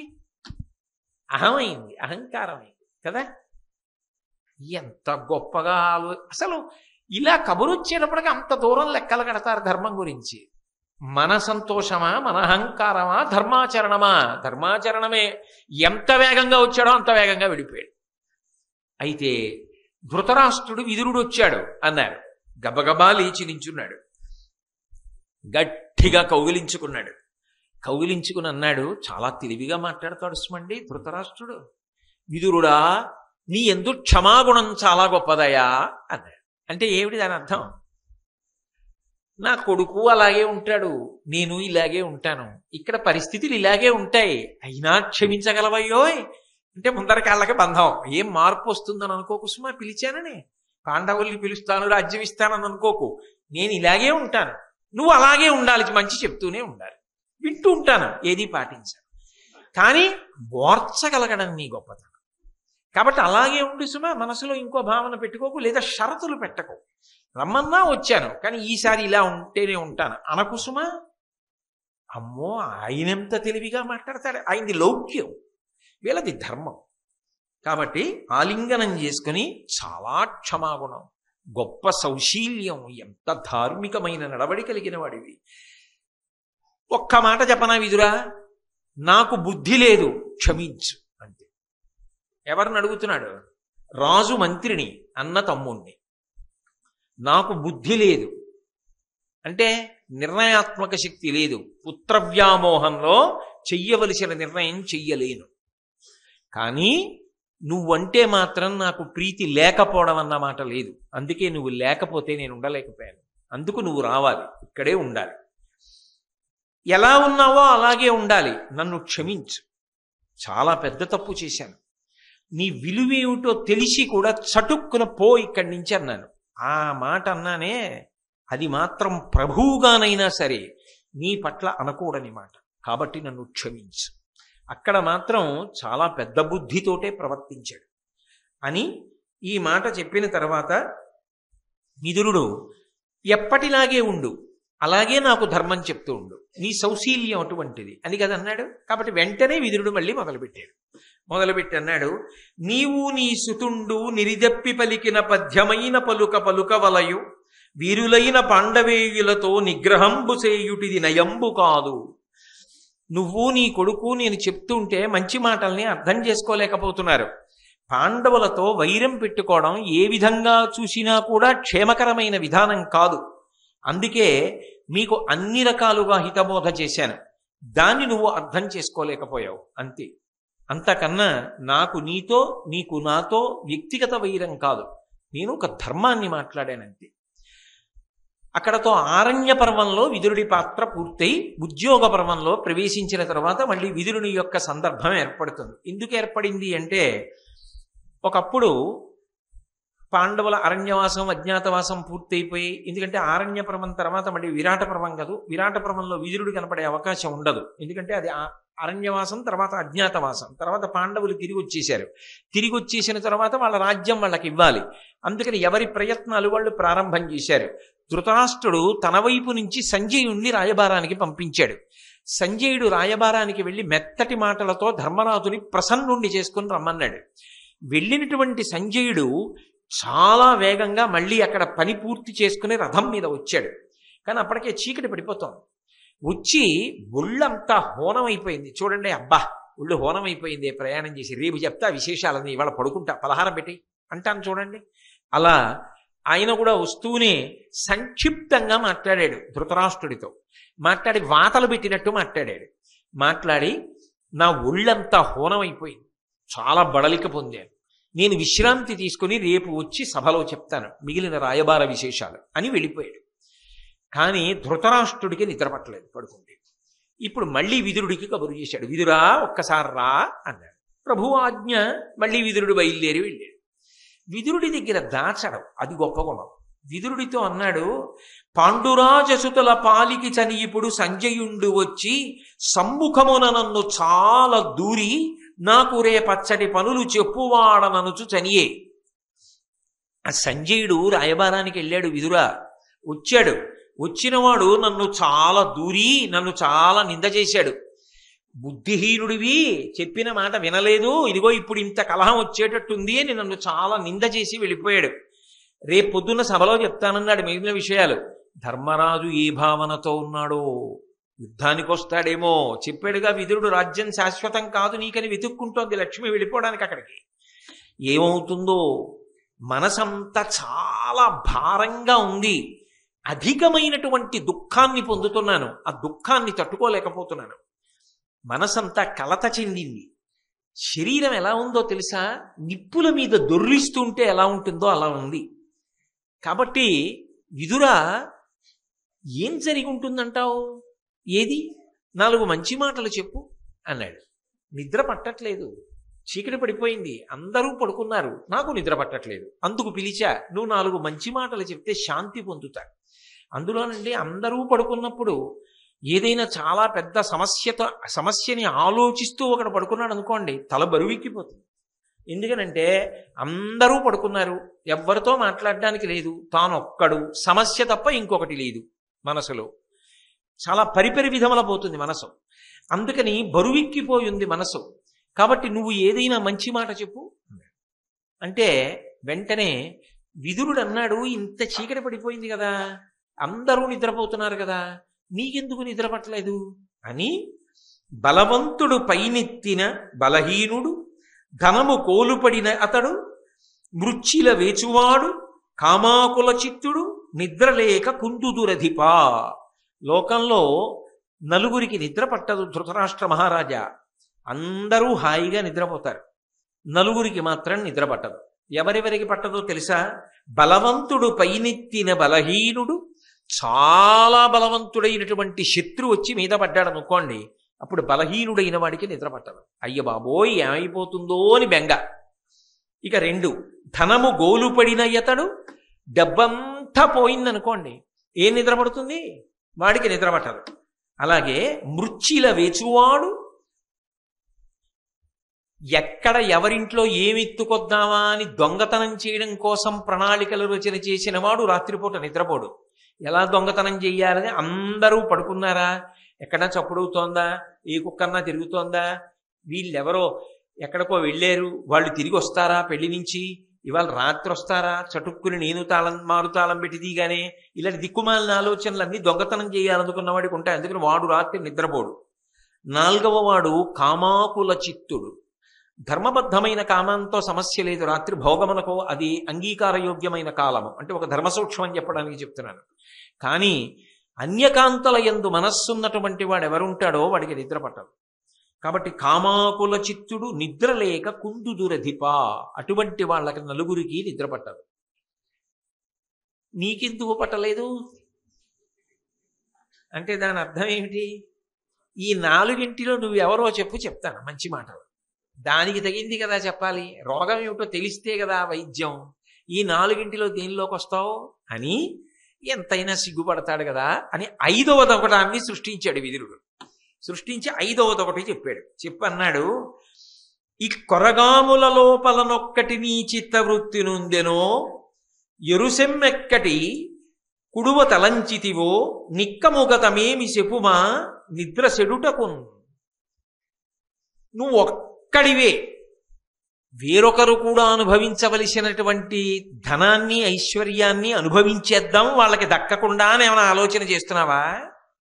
ఆ కారణానికి కూడా నిద్రపట్టదు. ఒకవేళ 4 కానీ ఈ 1 కానీ 5 దేనికైనా నీ మనసులో బాధ ఉంటే చెప్పు, నీకు అందుకు నిద్ర పట్టట్లేదు, దాన్ని బట్టి చెప్తారు. అంటే ఎంత కాదన్నా ధృతరాష్ట్ర మహారాజు తెలియదండి ఎందుకు ఆయనకి నిద్ర పట్టట్లేదో తెలియని అమాయకుడా, ఆయనకి తెలుసు. కాబట్టి ఆయన అన్నాడు, నేను ఎందుకు బెంగ పెట్టుకున్నానంటే విదురా, ధర్మరాజు ఏమంటాడంటావు అంటే ఏమిటి, ధర్మరాజుకి దక్కకుండా తన కొడుక్కి కట్టపెట్టేద్దాం అనుకున్నాను. 5వ కారణం నువ్వు చెప్పింది సత్యమే, కానీ వాళ్ళు అజ్ఞాతవాసం పూర్తి చేస్తారు అనుకోలేదు, పూర్తి చేశారు, ఇప్పుడు తిరిగి వచ్చారు, ఊరుకుంటారా? తమ రాజ్యం తమకిమ్మనరా? సంజయుడితో పంపించాను, సగం చెప్పి తిట్టి వెళ్ళిపోయాడు, పూర్తిగా చెప్పలేదు, రేపు చెప్తానన్నాడు. ఏమంటాడో, యుద్ధానికి కానీ వస్తాడంటాడంటావా? ఇప్పటికీ కోరిక ఏమిటి? దుర్యోధనుడు ఒక్కడే అనుభవించాలి, ఇన్నాళ్ళు కష్టాలు పడ్డారు, మళ్ళీ వీళ్ళకి రాజ్యం దక్కకుండా ఎలా పోవాలి? అందుకు నిద్ర పట్టట్లేదు. అందుకని ధర్మరాజు మనసు ఏమై ఉంటుందంటావు? అంటే తనకున్న దుర్బుద్ధి ధర్మరాజు కూడా ఏమైనా చేసేస్తాడా అని ఆలోచన. వెంటనే విదురుడు అన్నాడు, అనవుడు నిట్లను విదురుడక్కట ధర్మసుతుండు బాంధవుండును చిలికాడును తగు భటుండును ప్రగ్గడయున్ గురుండు కాడే నృపవరేణ్య నీకు ప్రకటీకృత సత్వుడు శాంతమూర్తి సద్వినయ వివేక శీలముల విశ్రుడు అతడు కిడు పల్కుని. ఏమయ్యా, ధర్మరాజు అనేటటువంటి వ్యక్తి ఎటువంటి వాడో నీకు తెలియదా? ఆ ధర్మరాజు నీ మనసు ఖేదపడేటట్టుగా మాట్లాడతాడని ఎందుకు అనుకుంటున్నావు? అసలు ధర్మరాజు ఎటువంటి వాడు? ఆయన ధర్మసుతుండు, సాక్షాత్తుగా ధర్మదేవత యొక్క కుమారుడు, పైగా బాంధవుండు. నీకు అంతకన్నా గొప్ప బంధువు లోకంలో లేడు. నీ కొడుకులు అనుకుంటున్నావు, నిజంగా కొడుకు ధర్మరాజే. చివరికి అదేనా నిరూపణమైంది. బాంధవుండు చిలికాడును, ఆయన లాంటి స్నేహితుడు కూడా నీకు లేడు. ఎందుకని? స్నేహ అన్న మాటకు అర్థం ఏంటంటే స్నిగ్ధ లాగా అంటి పెట్టుకుని ఉండడం. అంటి పెట్టుకోవడం అంటే ఎప్పుడు భుజం భుజం తగులుతూ కూర్చోమని కాదు. ఏ మంచికైనా ఏ చెడుకైనా ఆయన మనసులో జ్ఞాపకానికి వస్తాడు. నా మనసిరిగిన మిత్రుడు కదా అని గుర్తొస్తూ ఉంటాడు. నిన్ను మనసులో తలుచుకుని అయ్యో పెద్దనాన్న ఏం బాధపడతాడో అని ఆలోచించి మాట్లాడగలిగినటువంటి స్వభావం ఉన్నవాడు. అందుకని చిలికాడు. తగు భటుండు, నీకు ఆయన కన్నా గొప్ప సైన్యం, నీకు ఆయన కన్నా గొప్ప వీరుడు ఎవరున్నాడు? ప్రగ్గడయున్, మహామంత్రి అయ్యా నీకైనా. నీకు తగిన ఆలోచన నిజానికి చెప్పగలిగిన వాడు. అందుకని నీకు మంచి మాటలే చెప్పి పంపించి ఉంటాడు తప్ప సంజయుడితో నువ్వు బెంగబెట్టుకుని కొట్టుకోవలసిన మాటలు ఎందుకు చెప్పాడని అనుకుంటున్నావు? అసలు ఈ ఒక్క పద్యానికి నిద్రపోవాలి ధృతరాష్ట్రుడు నిజానికి, కానీ అలా తేలిగ్గా ఆయన నిద్ర పట్టదు ఆయనకి. కాబట్టి ప్రగ్గడయున్ గురుండు కాడే. గురుండు అంటే పెద్దరిక ఉన్నవాడు కాదా? కొంతమంది చూడండి వయస్సుతో సంబంధం ఉండదు, ఆయన వయసు ఎంత అన్నదంతో నిమిత్తం ఉండదు. ఆ వయసుతో నిమిత్తం లేకుండా లోకమునకంతటికీ మార్గదర్శనం చెయ్యగలిగినటువంటి పెద్దరికాన్ని పొందుతారు. శంకరాచార్యుల వారు అవతార పరిసమాప్తి చేసేటప్పటికి 32 ఏళ్ళే. కానీ శంకరాచార్యుల వారికి ఉన్న పెద్దరికం లోకంలో ఇంకెవరికైనా ఉందని మీరు ఊహించగలరా? ఇంకెవరికైనా ఉంటుందా? శంకరులే అంతే. అలా వయసుతో లేకుండా పెద్దరికాన్ని వహించగలిగిన పరిణతి కొంతమందికి సొత్తు అంతే. కాబట్టి ఆ పెద్దరికం ఉన్నవాడయా. కాబట్టి ఎందుకు లీకి మాటలు మాట్లాడతాడు? పైగా ప్రకటీకృత సత్వుడు, ఆయన సత్వగుణం నిరంతరము ప్రకటింపబడేటట్టుగా ప్రవర్తించేటటువంటి స్వభావము కలిగినటువంటి వాడు. శాంతమూర్తి, కోపమునకు వశపడేటటువంటి లక్షణం ఉన్నవాడు కాదు, అందుకే తీవ్రంగా మాట్లాడడు. సద్వినయ వివేక శీలముల విశ్రుతుడు, అపారమైనటువంటి వినయము వివేకము కలిగినటువంటి వాడు. అతడు కిడు పలుకుని, అటువంటి వాడు చెడ్డ మాటలు ఎందుకు పలుకుతాడయా? అసలు అలా మాట్లాడతాడని నువ్వు ఎందుకు అనుకుంటున్నావు? అలా అనుకుని మనసులో ఎందుకు బాధ పెట్టుకుని నిద్రపోకుండా బాధపడుతున్నావు? అందుకని నువ్వు ఆయన విషయంలో బాధ పెట్టుకో అని చెప్పాడు. ఇన్ని చెప్పినా ధృతరాష్ట్రుడు మనశ్శాంతి పొందలేదు అని గమనించినటువంటి విదురుడు ధృతరాష్ట్రుడిని ఉద్దేశించి ఒక మాట చెప్పాడు. నువ్వు జాగ్రత్తగా ఆలోచించు. తముదారెరుగుట వేగపడమి దాలిమి విడుపు కలుగుటయులేని ప్రభుత్వము కలదే వారి యంది సుమానుషములో ఒకడు పట్టి చూడంగలదే అంటాడు. అంటే ఏమయ్యా, నువ్వు ఈ రాజ్యం అంతా ఎవరికి ఇవ్వాలని అనుకుంటున్నావు? దుర్యోధనుడికి, దుశ్శాసనుడికి, మిగిలినటువంటి తమ్ముళ్ళకి కట్టపెట్టాలని, కర్ణుడు శకుని పక్కన ఉండి మంత్రాంగం నెరపాలని నువ్వు కోరుకుంటున్నావు. కానీ నేనొక్క మాట చెప్తాను, బాగా ఆలోచించు. లోకంలో ఎక్కడైనా కూడా ఒక రాజ్యాన్ని పరిపాలన చెయ్యాలి, సమర్థతతో పరిపాలన చెయ్యాలి అంటే కొన్ని గుణములు ఉండాలి. ఆ గుణములు కలిగిన వాళ్ళైతే వాళ్ళ అధికారం శాశ్వతంగా నిలబడుతుంది. తప్ప గుణములు లేకుండా కేవలము కుట్రల ద్వారా, కుతంత్రముల ద్వారా, వ్యూహముల ద్వారా రాజ్య సంపదని పొందామని అనుకున్నా అది శాశ్వతంగా నిలబడేది కాదు, జారిపోతుంది, పోతుంది అధికారం. అధికారం తిరుగు లేకుండా అలా నిలబడిపోతుంది.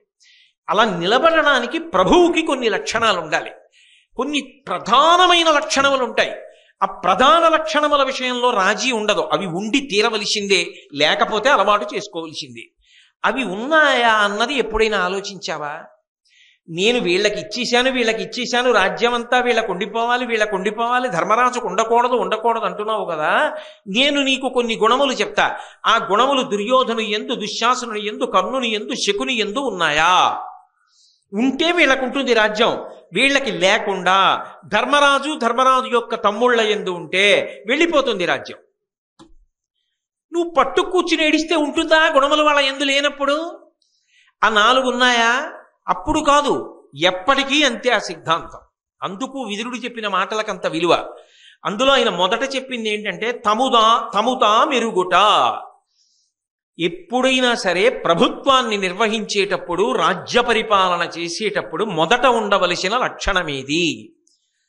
తన గురించి తాను తెలిసినటువంటి వాడై ఉండాలి.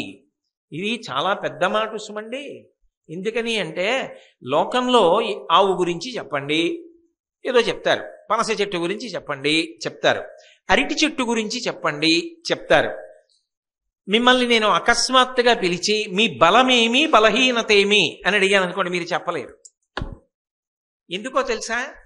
అసలు నా బలం ఏమిటి అన్నది ఎంత వయసు వచ్చినా ఇది నా బలం, ఈ విషయంలో నాకు సమర్థత ఉంది, నేను మొక్కవోని స్థితిలో నిలబడగలను అని తన బలం ఏమిటో తాను గుర్తిరిగి ఉండాలి.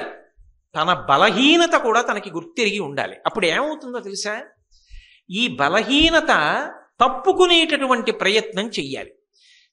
తప్పించుకునే ప్రయత్నం లేదనుకోండి, అది సాధ్యం అయ్యేది కాదనుకోండి, ఆ బలహీనత వల్ల ఎప్పటికైనా రాజ్యం పోతుందన్న విషయంలో కూడా స్థిరపడిపోయి ఉండాలి. అదేమిటండి అలా ఎలా ఉంటుంది అని మీరు అంటారేమో. నేను మీకు ఒక్క విషయం చెప్తాను, బాగా పట్టుకుంటారంటే రాజ్య పరిపాలన గురించి కదా మాట్లాడుతున్నాడు విదురుడు. నేను మీతో ఒక మాట చెప్తాను. టంగుటూరి ప్రకాశం పంతులు గారు ఆంధ్రప్రదేశ్ రాష్ట్రానికి ముఖ్యమంత్రి అయ్యారు. ఒక రోజున ఆయన ముఖ్యమంత్రిగా ఉండగా శాసనసభలో చర్చలు అవుతున్నాయి. చర్చ పూర్తి చేసిన తర్వాత ముఖ్యమంత్రి సభ ఆ రోజు పూర్తయిపోయింది, వెళ్ళిపోతున్నారు దండాలో నడుస్తూ. చుట్టూ మంత్రులు ఉన్నారు, వాళ్ళు ఉన్నారు, వీళ్ళున్నారు, వెళ్తున్నారు. నల్లపాటి వెంకటరామయ్య గారని ఆ రోజుల్లో ఆయన శాసనసభాపతి. శాసనసభాపతి అంటే అత్యంత కీలకమైన స్థానం అది. శాసనసభాపతి నల్లపాటి వెంకటరామయ్య గారు ఆ రోజుల్లో ఉన్నారు. ప్రకాశం పంతులు గారు ఇలా నడిచెడుతుంటే నల్లపాటి వెంకటరామయ్య గారు అలా వస్తున్నారు. ప్రకాశం పంతులు గారి మీద గౌరవం కొద్దీ ఆయన ఏం చేశారంటే చటుక్కున ఆగిపోయి కొంచెం అలా నిలబడిపోయారు. ప్రకాశం పంతులు గారు ఇలా దాటిపోతే మనం వెళ్ళిపోదాం, ఏదో ఆయన మీద గౌరవం కొద్దీ. ప్రకాశం పంతులు గారు అకస్మాత్తుగా ఆగి ఇలా వెనక్కి తిరిగి చూసి, వెంకటరామయ్య, నా ప్రభుత్వం పడిపోతే ప్రతిపక్షం వల్ల పడిపోదయా, నీ వల్లే పడిపోతుంది అన్నారు.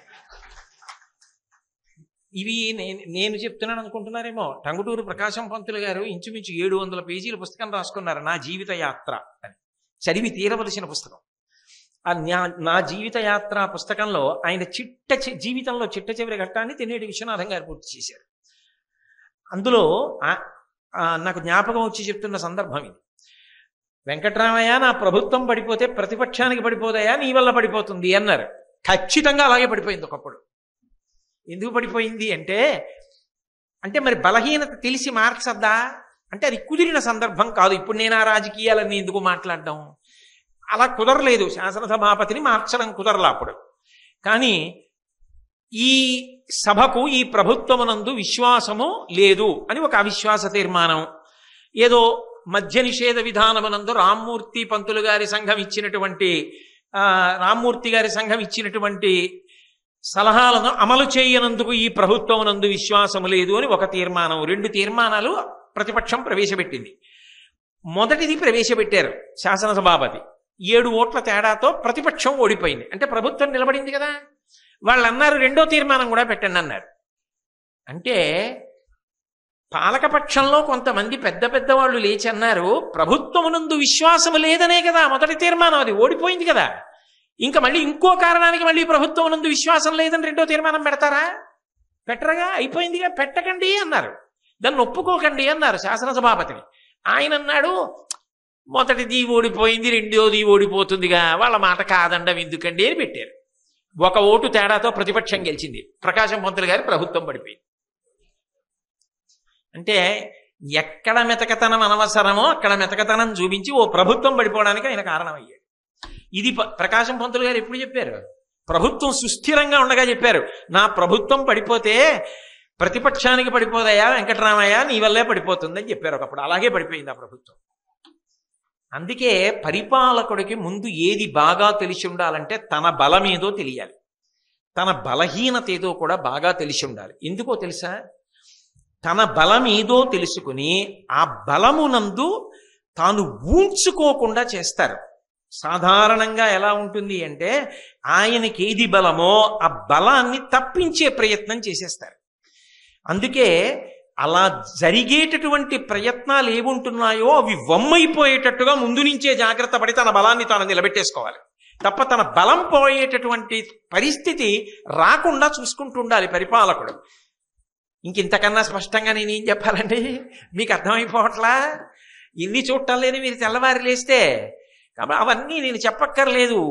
ఎన్ని సందర్భాలు ఎన్ని సంఘటనలైనా మీరు అన్వయం చేసుకోవచ్చు. అది ఇప్పుడు కాదు, ఎప్పుడు చెప్పాడు విదురుడు, ఎప్పుడో చెప్పాడు. ఇందులో ఏదైనా ఉందా? దుర్యోధనుడికి కానీ దుశ్శాసనుడికి కానీ కర్ణుడికి కానీ శకునికి కానీ ఏమైనా ఉందా? అసలు వాళ్ళ బలం ఏమిటో వాళ్ళకి తెలియదు ఇప్పటికీ. ఇది మా బలం, నేను అర్జునుడిని కొట్టగలను కర్ణుడు అంటాడు. నిజంగా కొట్టగలిగాడు? ఎన్ని అవకాశాలు వచ్చినా ఆఖరి వరకు కొట్టలేకపోయాడు. కానీ కొట్టగలను అంటాడు. అంటే తన బలం విషయంలో తనకి తప్పంచనా ఉందా? దుర్యోధనుడు భీముడిని కొడతానంటాడు, కొట్టగలిగాడా? తన బలం విషయంలో తప్పంచనా ఉందా? నాకు భీష్మద్రోణులు ఉన్నారు, ప్రాణం పోదు భీష్మాచార్యులు వారికి స్వచ్ఛంద మరణం ఉంది, నా వైపే పోరాడతాడన్నాడు. అయిందా? గురువు నా పక్షం అన్నాడు. అయిందా? 11 అక్షౌహిణీలు ఉన్నాయన్నాడు. నిలబడ్డాయా? అంటే తన బలం గురించి తనకి సరి అయిన అవగాహన లేదు. అసలు ముందు తనకి ఏ బలం ఉంది, కొత్తగా ఇంకా ఏ బలాన్ని చేర్చుకోవాలి, ఇది తెలియలేదు. ఆంతర పరిశీలన ఉండాలి. నా వ్యక్తిత్వమునందు బలమేది, ఆ బలంతోటే తాను బలవంతుడై నిలబడాలి. బలహీనతతో 10 మందిని గెలుచుకునే ప్రయత్నం చెయ్యలేవు. తనకేది బలహీనతో దానితో ఎలా సాధిస్తాడండి? తనకి ఏది బలమో దానితో సాధించాలి. తన బలహీనత ఏది ఉందో అది పైవాడికి తెలియకుండా జాగ్రత్త పడాలి కదూ. పాలకుడు అన్నప్పుడు ఈ లక్షణములు ఉండాలి. అది లేకపోతే చాలా చిత్ర విచిత్రంగా బయటపడిపోయి చాలా అసహ్యంగా ఉండదండి. ఇప్పుడు ఏనుగు అని రాయవలసి వచ్చిందనుకోండి, ఏనుగు అని రాయడంలో ఎవరో పొరపాటు పడ్డాడు అనుకోండి, అదేం పెద్ద వార్త కాదు.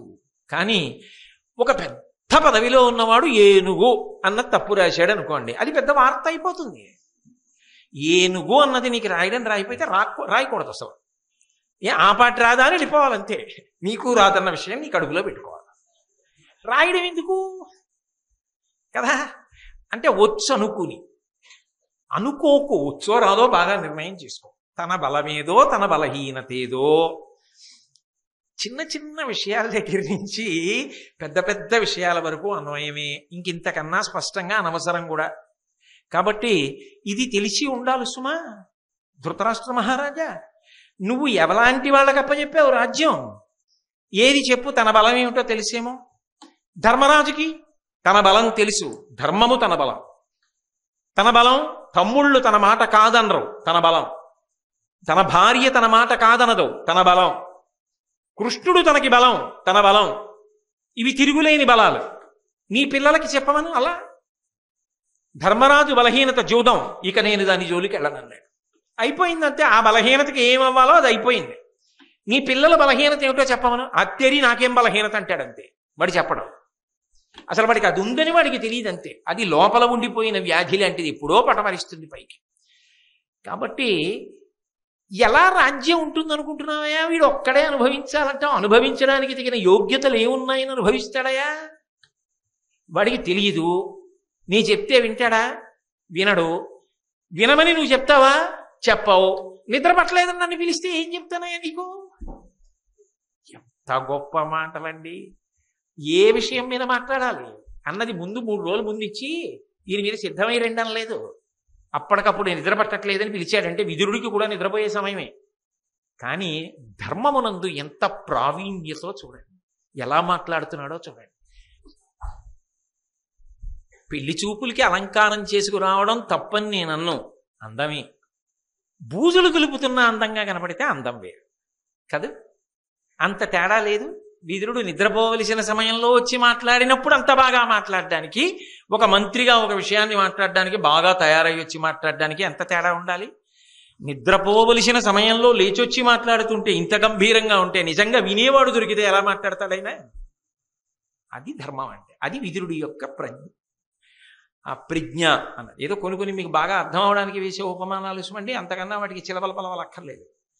కాబట్టి తముదారెరుగుట వేగపడమి, తొందరపడకూడదు సుమా. ఏ విషయంలోనైనా సరే తొందర పడకుండా ఉండడం అనేటటువంటిది ప్రభువుకు ఉండవలసినటువంటి అత్యంత కీలకమైనటువంటి లక్షణం. అస్సలు తొందరపాటు పనికిరాదు. బహుధా ఆలోచన, ఒకటికి 10 మాటలు ఆలోచన చెయ్యాలి. అసలు నిజంగా చెప్పాలంటే తాను ఏ నిర్ణయంలో ఉన్నాడన్నది ఎట్టి పరిస్థితుల్లో తన నోటి వెంట పైకి మాట్లాడకుండా ఉండగలగాలి. అది శక్తి. తన వారి ద్వారా వస్తుందంతే, తాను నోరి విప్పి పలకడం అలా దాచగలగాలి. అమ్మని దాచుకోలేనండి, చెప్పేస్తానండి, తొందరపాటు ఉంటే చుట్టుకుంటాయి, లేనిపోని ఇబ్బందులు వస్తాయి. మీకు నేను ఒక ఉదాహరణ చెప్తా. పివి నరసింహారావు గారు తన స్వీయ కథ, ఆత్మకథ రాసుకున్నారు. మీరు పివి నరసింహారావు గారి ఆత్మకథ చదివిన, పివి నరసింహారావు గారి దగ్గర పివిఆర్కే ప్రసాద్ గారు మాంగ్యులు తిరుమల తిరుపతి దేవస్థానానికి కార్యనిర్వహణాధికారి చేశారు. ఆయన పివి నరసింహారావు గారు ప్రధానమంత్రిగా ఉండగా పివిఆర్కే ప్రసాద్ గారు ఆయనకి ప్రెస్ సెక్రటరీ. ఆయన పివి నరసింహారావు గారు ముఖ్యమంత్రిగా ఉన్నప్పుడు కూడా ముఖ్యమంత్రి కార్యాలయంలో పనిచేశారు. అందుకే ఆయనతో ఈయనకి చాలా అనుబంధం. పివి నరసింహారావు గారికి ఆయనకి ఉన్న అనుబంధాల గురించి చాలా బాగా అప్పుడు ఏమైందంటే అన్న పుస్తకంలో రాశారు. అది మీరు చదివితే మీకు ఆ విషయం అర్థమవుతుంది. ఎట్టి పరిస్థితుల్లో పివి నరసింహారావు గారి పెదవి దాటదు నిర్ణయం. అలా దాచగలరు, లోపల పెట్టుకోగలరు.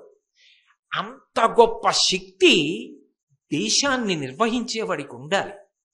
అలాంటి వాడు తెలుగువాడైనందుకు, అంత సంక్లిష్ట పరిస్థితుల్లో అలా ప్రధానమంత్రిత్వం చేసినందుకు ఇంత మెల్లగా తప్పట్లు కొడితే అంతకన్నా అసహ్యకరమైన విషయం. అంత గొప్ప ప్రధానమంత్రి పివి నరసింహారావు. మీరు నిజంగా పుస్తకాలు చదివితే ఆయన ఎంత దార్శనికుడో, ఎంత జాగ్రత్తగా నిభాయించుకొచ్చారో, ఒక తెలుగువాడు అలా ఎలా నిలబడగలిగాడో ఆశ్చర్యం వేస్తుంది. చిట్ట చివరికి ఏ స్థితి అంటే పాపం అప్పులు తీర్చడం కోసం తన ఇల్లు అమ్ముకున్నారు. ప్రధానమంత్రి చేసినటువంటి వ్యక్తి. నిజంగా పివి నరసింహారావు గారు లాంటి మేధావి ఈ రాష్ట్రంలో పుట్టినందుకు, మన తెలుగువాడైనందుకు అన్నిటికీ అతీతంగా ఎంత గౌరవించదగ్గవాడో మహానుభావుడు. మిగిలిన విషయాలు వేరు విషయాలు, వాటి గురించి నేను ప్రస్తావన చేయను. కాబట్టి అది రావాలయ్యా. పరిపాలన చేసేవాడి యందు తొందరపాటు పనికిరాదు. నీ పిల్లల్ని అడుగు, మనసులో అన్నిటికీ ఆవేశమే. ఇది చెయ్యొచ్చా, ఇది నేనే చేస్తే రేపు ప్రజలు అని ఆలోచించరు. ప్రభువు ఒకటి చేస్తున్నాడు అనుకోండి, నన్ను ఆదర్శంగా చూస్తారు. నేను చేసినవేవీ కూడా దాచబడే విషయాలు కావు. తెల్లవారితే నేను ఏం చేశానో బయటికి తెలుస్తుంది. కాబట్టి నేను తీసి వేసే ప్రతి అడుగు, నేను మాట్లాడే ప్రతి మాట 10 మందికి ఆదర్శవంతంగా ఉండాలి. ఆయన అలా ఉంటారు కాబట్టి మనం అలా ఉండాలన్నట్టు ఉండాలి. అబ్దుల్ కలాం గారు భారత రాష్ట్రపతిగా ఉన్న రోజుల్లో ఆయన బంధువులందరూ ఇంచుమించు 70-80 మంది రాష్ట్రపతి భవన్ చూడడానికి వస్తానన్నారు. రమ్మన్నారు కలాం గారు. 70-80 మంది రాష్ట్రపతి భవన్కి వెళ్ళారు. ఏదో కొద్ది రోజులు ఉన్నారు. అందులో మరి వెళ్ళిన తర్వాత భోజనం చేయరండి. భోజనం చేస్తారు, పలహారాలు చేస్తారు, అందులో ఉన్న విడిది గదులు వాడుకుంటారు. అన్నీ అయిపోయాయి. సంతోషంగా మా వాడు రాష్ట్రపతి అయ్యాడు అన్నారు. బంధువులందరూ సంతోషంగా గడిపారు, వెళ్ళిపోయారు. వెళ్ళిపోగానే కలాం గారు అన్నారు, రాష్ట్రపతి భవన్లో విడిది గదులు వాడుకొని పలహారాలు తిని భోజనాలు చేసి ఇక్కడ ఉన్నటువంటి వసతులు వాడుకున్నందుకు ఎంత ఖర్చు అయిందో నాకు దానికి సంబంధించిన వివరాలు పంపించమని అడిగారు. అదేదో కొన్ని లక్షల, వేల, వందల రూపాయలు అయ్యాయి. ఆయన అది రాగానే ఇందులో తగ్గించడానికి ఏమైనా అవుతుందా అని అడగలేదు. తన వ్యక్తిగతంగా నిల్వ చేసుకున్న ధనంలోంచి ఎంత అయిందో అంత బంధువులు రాష్ట్రపతి భవన్లో ఉన్నందుకు చెక్ రాసి ఇచ్చేశారు. మహానుభావుడు దార్శనికుడు అయ్యాడు. ఒక రాష్ట్రపతి ఇలా ప్రవర్తిస్తారు అని వార్తాపత్రికలో వచ్చింది, దినపత్రికలో వచ్చింది అనుకోండి, కనీసంలో కనీసం everything is carried out in the name of the president of India or in the name of the governor of Andhra Pradesh అని కదా మనకి జనరల్ రూల్. అయినప్పుడు పనిచేసే ఉద్యోగులకు ఎలా ఉంటుంది? అరే మన రాష్ట్రపతి అటువంటి వాడు, కనీసంలో కనీసం మనం కొంత మర్యాదగా బ్రతకాలి అని అనిపిస్తుందా లేదా? అడుగు తీసి అడుగు వేస్తే, ఒక మాట మాట్లాడితే అవి గుప్తంగా ఉండేవి కావు, ప్రజలలోకి వెడతాయి. ఆహారపు అలవాటు దగ్గర నుంచి, క్రమశిక్షణ దగ్గర నుంచి, బట్టలు ఎలా, ఎటువంటి బట్టలు వేసుకుంటాడు, ఎప్పుడూ ఒకలా ఉంటాయా బట్టలు? ఆయన వ్యాయామం ఎలా చేస్తాడు, ఎలా మాట్లాడతాడు, ఆరోగ్యాన్ని ఎలా కాపాడుకుంటాడు, ఎలా కష్టపడి పని చేయగలుగుతాడు, ఇన్ని విషయాలు ప్రజలు తెలుసుకుంటూనే ఉంటారు. ప్రతి క్షణం తెలుసుకోకుండా ఉండరు. కాబట్టి అవి చాలా జాగ్రత్తగా ఉండాలి. ప్రభువు 10 మందికి ఆదర్శప్రాయమైనటువంటి జీవితాన్ని గడపగలిగిన వాడై ఉండాలి, తొందరపాటు లేనివాడై ఉండాలి. ఏది, నీ కొడుకు ద్రౌపదీదేవిని ఈడ్చుకుని రమ్మంటాడు. ప్రభువే అలా చేశాడని రేపు వీధుల్లో వాళ్ళు కూడా చేస్తే ఏమిటి చేస్తాడు? రాజ్యం. కర్ణుడిని నమ్ముతాడు. కర్ణుడు ఏమంటాడు? 5 భర్తలు ఉన్న దానికి 6వ వాడు భర్త అయితే తప్పేమిటి, జూదంలో ఓడిపోని వాడిని చూసుకొని నిన్ను చూపించాడు, నీ కొడుకుని చూపించాడు. నీ కొడుకు ఏం చేశాడు? తొడకొట్టి, ఎవరు? వదిన గారు, ధర్మరాజు గారి భార్య వచ్చి కూర్చోమన్నాడు తొడ మీద. వదిన తల్లితో సమానం. ఆవిడ్నొచ్చి తొడ మీద కూర్చోమ్మని నీ కొడుకు అడిగాడు. వాడు రాజు. అలా కూర్చోమ్మని చెప్పిన వాడు కర్ణుడు. దొంగజూదం ఆడినవాడు శకుని. పరాయి కాంతని, మహాపతివ్రతని, వదిన గారిని జుట్టు పట్టి ఈడ్చి తెచ్చి చీరలాగినవాడు ఇంకొక కొడుకు. వీళ్ళు రాజ్యం అప్పచెప్పావు వీళ్ళకి. వీళ్ళు ఇంతంత తొందరబాటు ఉన్నవాళ్ళు. వీళ్ళు పరిపాలిస్తున్న రాజ్యం ఎలా ఉంటుందనుకుంటున్నావు? ప్రజలు శాంతియుతంగా ఎలా ఉంటారు? ఎందుకు సక్రమంగా ఉంటారు? ఎందుకు ధర్మాత్ములై ఉంటారు? ధర్మం వాళ్ళల్లో ఉండదు, వీళ్ళల్లో ఉండదు. ఉండనప్పుడు లక్ష్యం ఎందుకు ఉంటుంది? అధికారం నీ దగ్గర ఎందుకు ఉంటుంది? జారిపోతుంది వాళ్ళకి. ఇది ఉన్నదా? మరి అదే పాండవులైతే ప్రతిజ్ఞ చేశాడు, ఇక్కడే చంపేయాలన్నాడు. చంపాడా? అన్నాడంతే ధర్మరాజు. కూర్చున్నాడు భీముడు. గాంధీవంతో బాణపరంపర కురిపించలేడా అర్జునుడు? మిన్నకున్నాడంతే. ధర్మానికి కట్టుబడ్డాడు. అన్నగారు ఒక్క మాట అన్నాడా? ద్రౌపదీదేవిని 3వ వరం కోరుకోమన్నావు, కోరిందా? తొందరపడిందా? క్షత్రియ కాంతకి 2 వరాలే అని 2 కోరింది. ఎవరికి తొందరపాటు లేదు, వాళ్ళకి లేదు. ఎవరికి తొందరపాటు ఉంది? నీ బిడ్డలకుంది. అంతా వాళ్ళకి ఇస్తానంటావు. నీ తాత సొత్తా? ఎలా ఉంటుందనుకుంటున్నావు? జారిపోదా? జరగని దానికి ఆశపడి వెంపర్లాడి నిద్రపోగొట్టుకుని ఆరోగ్యం పాడు చేసుకుంటామే ఈ వయసులో. నిద్ర పట్టదంటామే. ఏది సత్యమో, ఏది నువ్వు తప్పించలేవో దాన్ని అంగీకరించి పడుకో, నిద్రపడుకో. అయ్యో బాబోయ్, ఎలా మాట్లాడుతున్నాడండి! అసలు కాల్చి వాత పెట్టేస్తున్నాడు అంతే. ఎప్పుడు నిద్రపోకుండా లేచొచ్చి మాట్లాడితే. కాబట్టి అలా ఉండడం రావాలి. వేగపడమి, దాలిమి. దాలిమి అంటే ఓర్పు. మనిషికి చాలా గొప్ప ఓర్పు ఉండాలి. అందున ప్రభుత్వంలో ఉన్నటువంటి వాడికి ఓర్పు ఎక్కడ ఉండాలో తెలుసా? పరిపాలనా విధానమునందు మార్పు తీసుకొస్తాడు ప్రభు. ఒక ప్రభు వచ్చాడు అనుకోండి, ఇది ఇలా ఉంటే బాగుంటుంది అని ఆయన అనుకుంటాడు. అందులో తప్పు లేదు కదా. ఆయనకి అధికారం వచ్చింది, ఇది ఇలా ఉండాలి అని కోరుకుంటాడు. ఇది ఇలా జరిగితే బాగుంటుందని ఒక పథకం పెట్టాడు. ఇది ఇలా ఉండాలి అని ఒక నిర్ణయం చేశాడు. కానీ దాని ఫలితం వెంటనే వచ్చేస్తుందా? రాదు. దానికి కొంత సమయం పడుతుంది. అది ప్రజలలోకి వెళ్ళి వాళ్ళు అలవాటు చేసుకుని అలా పాటించి మధ్యలో ఎక్కడ ఏమీ తేడాలు రాకుండా పూడ్చగలుగుతూ ఉంటే అది అలా ప్రజలలోకి వెళ్ళి నువ్వు ఏ ఫలితాలు కోరుకున్నావో అవి ప్రజల నుండి నీకు వస్తాయి. అలా నువ్వు అసలు ఓర్పు పట్టకుండా ఇవాళ పెట్టి రేపటికి ఫలితాలేమిటి అని అడిగితే ఓర్పు లేకపోతే రాజ్యం ఎలా నడుస్తుంది? ఏదో కబీర్ దాస్ గారు ఒక మాట అంటాడు, ధీరే ధీరే రేమన ధీరే సబుచి హోయ్ మాలీ సీంచే సౌగరే ఋతువాయే ఫల్హోయే అంటాడు. ఇవాళ జామ మొక్క వేసి నేను రాత్రి పగలు పట్టుకొచ్చి నీళ్ళు అలా పోసేసాను అనుకోండి, అయినా కాయ లేదు దిక్కుమాల జామ చెట్టు అని తిట్టాను అనుకోండి, కాయ కాస్తుందా? ఎందుకు కాస్తుంది? ఇవాళ జామ మొక్క వేశాను, అది చెట్టవడానికి ఓ 2 ఏళ్ళు పడుతుంది, కాయడానికి ఓ 3 ఏళ్ళు పడుతుంది. ఋతువాయే ఫల్హోయ్, అది ఆ ఋతువు రావాలి, వచ్చిన తర్వాత కాయ కాస్తుంది. అంతేగాని మాకు ఇంట్లో అవసరం ఉంది, పెళ్ళి వచ్చింది, నువ్వు కాయద్దా శ్రవణ మాసంలో అంటే మామిడి చెట్టు కాస్తుందా? కాయదు. అది వచ్చే వరకు నువ్వు వేచి ఉండాలి. ఆ వేచి ఉండడంలో ఓర్పు ఉండాలి. సహనం అన్న మాటకు అర్థం ఏమిటంటే ప్రభుత్వం వైపు నుంచి, ప్రభువు వైపు నుంచి మాట్లాడుతున్నది, సామాన్య జనానికి హితవాక్యంగా కాదు. మీరు బాగా పట్టుకోవాలి, రెండింటికి తేడా ఉంటుంది. ప్రభుత్వమునకు అంటే మాట్లాడుతున్నది ఎవరు? ధృతరాష్ట్రుడు మాట్లాడుతున్నాడు. అంతరాజ్యం పిల్లలకి ఇవ్వాలన్న కోరిక చేతైనా నిద్ర పట్టలేదని అడిగాడు కదా, వాళ్ళ దగ్గర ఉండదు. ఎందుకు ఉండదంటే ప్రభుత్వమును నిర్వహించడానికి ఉండవలసిన 4 ప్రధాన లక్షణములలో 3వది లేదు వాళ్ళ దగ్గర.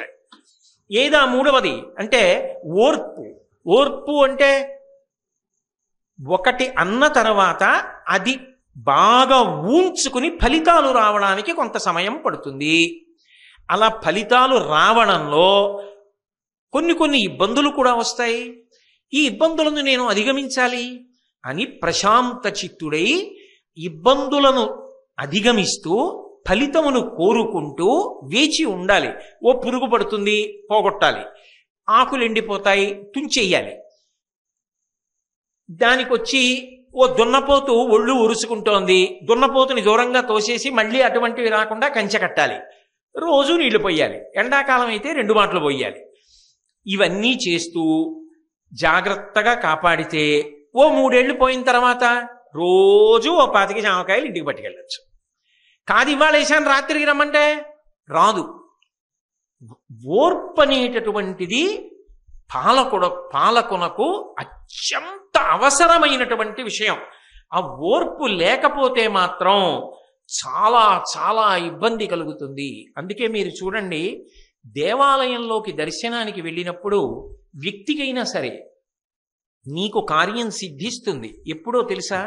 ఆ ఓర్పు వేచి ఉండడం అలవాటైతే వస్తుంది. నువ్వు నా దగ్గరికి వచ్చావని ఇలా ప్రసాదం అనేటప్పటికీ నీకు వచ్చేది ఫలితం అని చెప్పడానికే శివాలయంలో పైన ధారాపాత్ర ఉంటుంది. అందులోంచి చుక్కా చుక్కా చుక్కా చుక్కా పడుతుంటుంది. చుక్కా చుక్కా చుక్కా చుక్కా పడితే అది ఖాళీ అవ్వడానికి సమయం పడుతుందా? అభిషేకం చెంబుతో చేస్తే బుళక్కనికి వస్తావు, లేకపోతే మెల్లిగా పోహేస్తావు, 2 నిమిషాల్లో అయిపోతుంది. ధారాపాత్రలోంచి సమయం పడుతుందా? ధారాపాత్రలో పొద్దున్న పోసి నీళ్లు సాయంకాలానికి అయిపోయినట్టే ఇప్పుడు కదా నా దగ్గరికి వచ్చావు, ఓర్పు పట్టు, వస్తుంది ఫలితం. అంతేకాని నేను శివాలయంలోకి వెళ్ళి ఇలా వచ్చానంటే నాకు ఇంకా నేను అనుకున్న కోరిక తీరినట్టు వార్త రాలేదు, ఇంకెందుకండి అంటే ఓర్పు ఉండాలి. ఏది నీ పిల్లలకి ఉందా ఓర్పు? దేనికోసమైనా అసలు నిగ్రహించుకోగలిగిన స్థితి ఉందా? వాళ్ళు ఇలా ఓడిపోయారు, నువ్వు మళ్ళీ వాళ్ళ రాజ్యం ఇచ్చావు, వాళ్ళు ఇలా వెనక్కి తిరిగి వెళ్ళారు, పుని కొన్నాళ్ళైనా ఏలుకునివరా అని ఆగారా? వెంటనే ప్రాతిగామిని పంపించి పునర్జీవితానికి పిలిపించేశారు, వెంటనే ఓడించేశారు, వాళ్ళు వెళ్ళిపోయారు. 13 ఏళ్ళు పట్టేసుకుందామన్నారు, అయిందా? పట్టుకున్నారా? వాళ్ళ బలం గురించి ఆలోచన ఉందా? అవతలవాడి బలం గురించి ఆలోచన ఉందా? తమ బలహీనత గురించి ఆలోచన ఉందా? ఓర్పు ఉందా?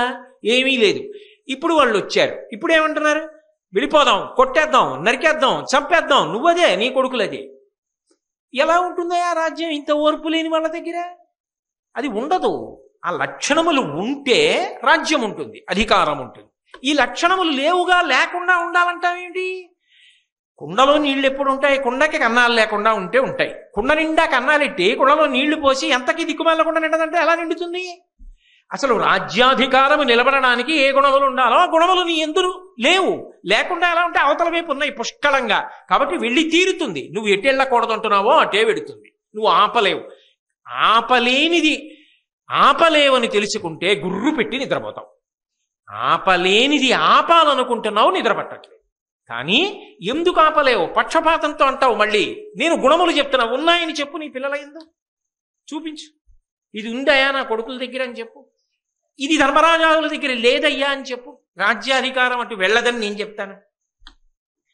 ఏమిటి మాట్లాడతాడండి? ఎలా మాట్లాడతాడు? మనమే మాట్లాడలేము భారతాన్ని పట్టుకున్నప్పుడు. అంటే ఎంత గొప్పగా ప్రశ్న వేసి ఎంత గొప్పగా మాట్లాడుతున్నాడో చూడండి అని ఆయన అన్నాడు. ఎప్పుడు విడుపు కలుగుటయులేని ప్రభుత్వము కలదే. లోకంలో ఎప్పుడైనా ఒకటి గుర్తుపెట్టుకో ధృతరాష్ట్ర మహారాజా, ప్రభుత్వం అనేటటువంటి దాని యందు నిలవ శబ్దము అన్వయము కాదు. ఒక మనిషి ఉన్నాడు అనుకోండి, కొంత దాచుకుందాం కొంత దాచుకుందాం, కొడుకులకు కావాలి, కోడళ్ళకు కావాలి, మనవలకు కావాలి అని అనుకోవాలి. ప్రభుత్వం దాచేసుకునే ప్రయత్నం చేయకూడదు. ప్రభుత్వం ప్రజలకి కష్టం లేకుండా తీసుకోవాలి, ప్రజల హితం కోసం ఖర్చు పెట్టేయాలి, అది తిరుగుతూ ఉండాలి. ఆ తిరగడంలో ప్రయోజనాత్మకంగా తిప్పగలగాలి. పుచ్చుకోవడం అంత సౌమ్యంగా పుచ్చుకోవాలి, పెట్టడం అంత ప్రయోజనకరంగా పెట్టాలి. ఆకలి కొన్నవాడికి అన్నం పెట్టడానికి, ఆకలి లేని వేడికి అన్నం పెట్టడానికి తేడా ఉందా లేదా? పెట్టినప్పుడు ప్రతి రూపాయి ప్రయోజనాత్మకంగా పెట్టాలి. ఇంత పెట్టకుండా కొంత దాచేసుకుంటే అన్న ఆలోచన రాకూడదు. కాబట్టి విడిచిపెట్టడంలో అసలు ప్రభుత్వపు మనుగడ ఉన్నది. ఎలా సాధిస్తావు, ఎలా ఖర్చు పెడతావు, ఖర్చు పెట్టి ఇదిగో నేను ఇది సాధించాను రాష్ట్రానికి, ఇది సాధించాను దేశానికి అని నువ్వు చూపించగలిగితే ప్రజలు సంతోషంగా నీ వెంట తిరుగుతారు, ప్రభుత్వం నిలబడుతుంది. అది చెయ్యలేకపోతే దాచుకోవడం, ఇవంతా నాకే, నేను దాచేస్తా అన్నా ప్రభుత్వానికి వచ్చింది ప్రభుత్వంలో ఉన్న వాళ్ళ సొంత ఆస్తిగా మారిపోయినా ఇంతకన్నా నేను చెప్పక్కర్లేదు. అప్పుడు ప్రభుత్వాలు నిలబడమంటే, అధికారాలు నిలబడమంటే నిలబడవు. ధృతరాష్ట్ర మహారాజా విడిచిపెట్టడం చేత నిలబడతాయి. అలా ఉంటుందా అనుకోకండి. అసలు నిజంగా యథార్థంగా చెప్పాలంటేనండి, రాజులకందరికీ కూడా దార్శనికుడు ఎవరంటే సూర్యనారాయణమూర్తి. వేసవి కాలంలో ఒంట్లో తాగిన నీళ్లు కూడా లాగి బారేస్తాడు, చిన్న గుంతలో ఉన్న నీళ్లు కూడా లాగేస్తాడు, సముద్రంలో ఉన్న నీళ్లు కూడా లాగేస్తాడు. ఇంట్లో దాచుకున్నాడా ఏమి? వర్షాకాలం వచ్చేటప్పటికే నల్లటి మబ్బుల రూపంలో తీసుకొచ్చి వర్షించేస్తాడు. ఇంకుడు గుంతలు తవ్వుకోకపోతే మంది తప్పు, సముద్రం పాలైపోతుంది నదిలో నీరంతా. కాబట్టి భూగర్భ జలాలు మనం పెంచుకోవాలి, అది మన కర్తవ్యం. ఆయన తప్పే ఉంది? ఆయన వర్షించవలసింది ఆయన వర్షించేస్తాడు. తను దాచుకున్నది ఉందా? లేదు. కానీ ఆ పీల్చడంలో, ఇవ్వడంలో మాత్రం మన మనుగడ ఉంది. అలా లేకపోతే మనం బ్రతకలేం. ఆ వేసవికాలం రావాలి, వర్షాకాలం రావాలి. ఆ వేసవికాలం వచ్చినప్పుడు దానందం దాంది. అందులో మామిడి పండును అనుభవించాలి, మామిడికాయను అనుభవించాలి, మామిడి చిగురును అనుభవించాలి, కోయిల పాటను అనుభవించాలి, ఆ వేడిని అనుభవించాలి, నిష్కారణంగా వేడిలో తిరగకుండా ఉండడం అలవాటు చేసుకోవాలి, చక్కగా చల్లటి మజ్జిగ తాగాలి, అక్కర్లేనివి తాగకుండా ఉండాలి, ఓ ఆరోగ్య నియంత్రణ నేర్చుకోవాలి. దాంట్లో ఉండే సొబగు దానిలో ఉంది. వానలు పడిన తర్వాత ఉండవలసిన విధానం వానల కాలానికి ఉంది. అప్పుడు విత్తనాలన్నీ మొక్కలవుతాయి. అది పడకముందే విత్తనాలు పెట్టాలి, పందిర్లు వెయ్యాలి, పాదులు పెంచాలి, మొక్కలు పెంచాలి, ఇంకుడు గుంతలు తవ్వాలి, భూగర్భ జలాలు పెంచుకోవాలి, చల్లగా ఉండాలి, ప్రకృతిని చూసాలి, మురిసిపోవాలి. అంతేగాని ఒకప్పుడు చెయ్యవలసింది అప్పుడు చెయ్యకుండా ఇది ఇలా ఉందని ఏడిస్తే ఎప్పుడూ ఏడిపే. వానొస్తే వానొచ్చిందని ఏడుపు. వానొచ్చింది చచ్చిపోతున్నామండి, 3 రోజుల నుంచి ఆగట్లేదు, అదే పనిగా జల్లు. ఎండొచ్చింది అబ్బా, ఎండలు కాల్ చేస్తున్నాయండి. చలి వచ్చింది అబ్బా, మంచు పట్టలేదండి, పడిచం పట్టేసింది. మరి ఏం చేయమంటావు? అప్పుడు నీకు ఎప్పుడూ శాంతి లేదు. కానీ ఎప్పుడైనా శాంతి చూడగలిగిన మనసు ఉంది. ఆ సూర్యుడు పీల్చడం సబబు, ఆ సూర్యుడు ఇవ్వడం సబబు. అది నేర్చుకోవయా. విడిచిపెట్టడం అలా రావాలి. ఎలా విడిచిపెడుతున్నాడు సూర్యుడు? ఆ విడిచిపెట్టడం రాని ప్రభుత్వం నిలబడదు. నిజానికి అసలు శాంతి అంతా ఎక్కడుందంటే వదిలిపెట్టడంలోనే ఉంది. రామకృష్ణ పరమహంస ఒక అద్భుతమైన మాట చెప్తారు. వెనకటికి ఒక పక్షి ఎక్కడి నుంచో మాంసం ముక్క పట్టుకొచ్చి అది ఎక్కడో ఏ చెట్టు మీదో వాలి తిందామని ఎగురుతోంది. ఆ పక్షి నోట్లో ఉన్న మాంసం ముక్క కోసం వెనకాతల బలమైన పక్షులన్నీ పడ్డాయి. అది అటెళ్ళింది ఇటెళ్ళింది, పక్షుల మధ్య నుంచి దూరింది, అటు పరిగెత్తింది ఇటు పరిగెత్తింది, ఎటు వెళ్ళినా వదలవే, ఇన్ని వెంటపడ్డాయి. అది అనుకుంది, దీన్ని పట్టుకున్నంత కాలం దుఃఖం, దీన్ని వదిలేస్తే మనశ్శాంతిని ముక్కగలేసింది. అన్నీ పోయాయి. అది హాయిగా చెట్టు మీద కూర్చుని వాటి అల్లరి చూస్తూ కూర్చుంది. పట్టుకోవడంలో ఇంత కష్టం, వదిలేయడంలో ఇంత సుఖం ఉందా? కాబట్టి ఒక్కొక్క చోట వదలవలసినవి వదిలేయాలంతే. ఒక్కొక్క చోట పట్టుకోవలసినవి పట్టుకోవాలంతే, పట్టు విడుపు రావాలంతే తప్ప అన్నీ నేను దాచేసుకుంటానన్నవాడు వృద్ధిలోకి రాలేడు. నీ కొడుకులకి ఏమొచ్చు? ఊళ్ళో అన్నీ నావని దాచేసుకుంటారు. ఎందుకు పాండవుల రాజ్యం వీళ్ళకి? పాండవుల రాజ్యం వీళ్ళకే కావాలి, పాండవుల ఐశ్వర్యం వీళ్ళకే కావాలి, పాండవులు మైసభ కట్టించుకుంటే వీళ్ళకే కావాలి, అన్నీ వీళ్ళకే కావాలి. అందరూ ఏడవాలి, నేను ఒక్కడే బాగుండాలి. పొద్దున్న లేచిన దగ్గర నుంచి అవశ్యాని శరీరాన్ని, అందరి డబ్బు నాకే రాని, ఇదే ప్రార్థన. ఇంకేం బాగుపడతారయ్యా? ఈ త్యాగం లేనివాడికి అభ్యున్నతి ఎక్కడి నుంచి వస్తుంది? ఇప్పుడు చెప్పు. అది పాండవులైతే ధర్మం కోసం ఏదైనా వదిలేస్తారు. కట్టినా మైసభ కట్టారు, రాజసూయం చేసి దక్షిణలు ఇచ్చినా ఇచ్చేస్తారు. అశ్వమేధం చేసినప్పుడు ఇచ్చేలా భూమినంతటినీ తేనూగలరు, ఇచ్చేయనూగలరు. రెండిటి యందు సమభావంతో నిలబడి కీర్తి సముపార్జించగలరు. ఉందా నీ బిడ్డలకి? రాజధాని లేని చోటికి పంపించావు పాండవుల్ని, హస్తినాపురం దుర్యోధనుడు కుంచావు, ఖాండవ ప్రస్థాన్ని ఎలుకోని పంపించావు రాజధానిని ఇచ్చి. వాళ్ళు ఏం చేశారు? మయుణ్ణి పట్టుకుని ఇంద్రప్రస్థాన్ని నిర్మించారు. పన్నవులకు, గంధర్వులకు, యక్షులకు కూడా లేని రాజధాని నిర్మించారు. ఏం చేశావు? ఏడిచి మళ్ళీ దానికోసం ప్రయత్నం చేశావు. వాళ్లతో మాయాజూదం ఆడావు, వాళ్ళ అరణ్యాలకు పంపించావు. అన్నీ నాకు కావాలని ఏడిపే వాళ్ళు తమ ప్రజ్ఞ చేత ప్రజలు సుఖపడడానికి ఏర్పాట్లు చేస్తున్నారు. వాళ్ళకా అధికారం ఉంటుంది, నీకా అధికారం ఉంటుంది? ఎలా ఉంటుంది? 4 లక్షణములు నీ బిడ్డల యందు లేవుగా. లేనప్పుడు అంతా నీ ఒక్కడవే అట్టె పెట్టుకుని పాండవులకు దక్కకుండా చెయ్యాలనుకుంటున్నాను, రేపు ధర్మరాజు ఏమంటాడో అని నంగనాచి మాటలాడి నిద్ర పట్టట్లేదని అంటావే. కాబట్టి ఏది ఎలా జరుగుతుందో వీటి ద్వారా నిర్ణయించుకో. పోని పడుకుని ఆలోచించు. నీకేమైనా పాండవుల దగ్గర బలహీనతలు కనపడతాయి, పిలు. విదురా, వాళ్ళ దగ్గర ఈ బలహీనత ఉంది కదా, నా కొడుక్కి బలం ఉంది కదా, ఎందుకు నిలబడదు రాజ్యం అని అడుగు, చెప్తాను. ఏముంది? ఏం మాట్లాడతాడు? కాబట్టి నిర్ణయం ఏమి అంటే కౌరవులు రాజ్యాధికారాన్ని కోల్పోతారు అని. కాబట్టి ఆ పాండవుల వైపు నుంచి, నీ బిడ్డల వైపు నుంచి చూసినప్పుడు నిత్య వినీతులైనటువంటి వాళ్ళు ఎప్పుడూ కూడా ధర్మాన్ని అనుష్ఠానం చేసేటటువంటి పాండవులు ఉన్నతి పొందుతారు. ధృతరాష్ట్ర మహారాజా, ధృతరాష్ట్రుడికి అది నచ్చుతుందా? నచ్చదు కదా.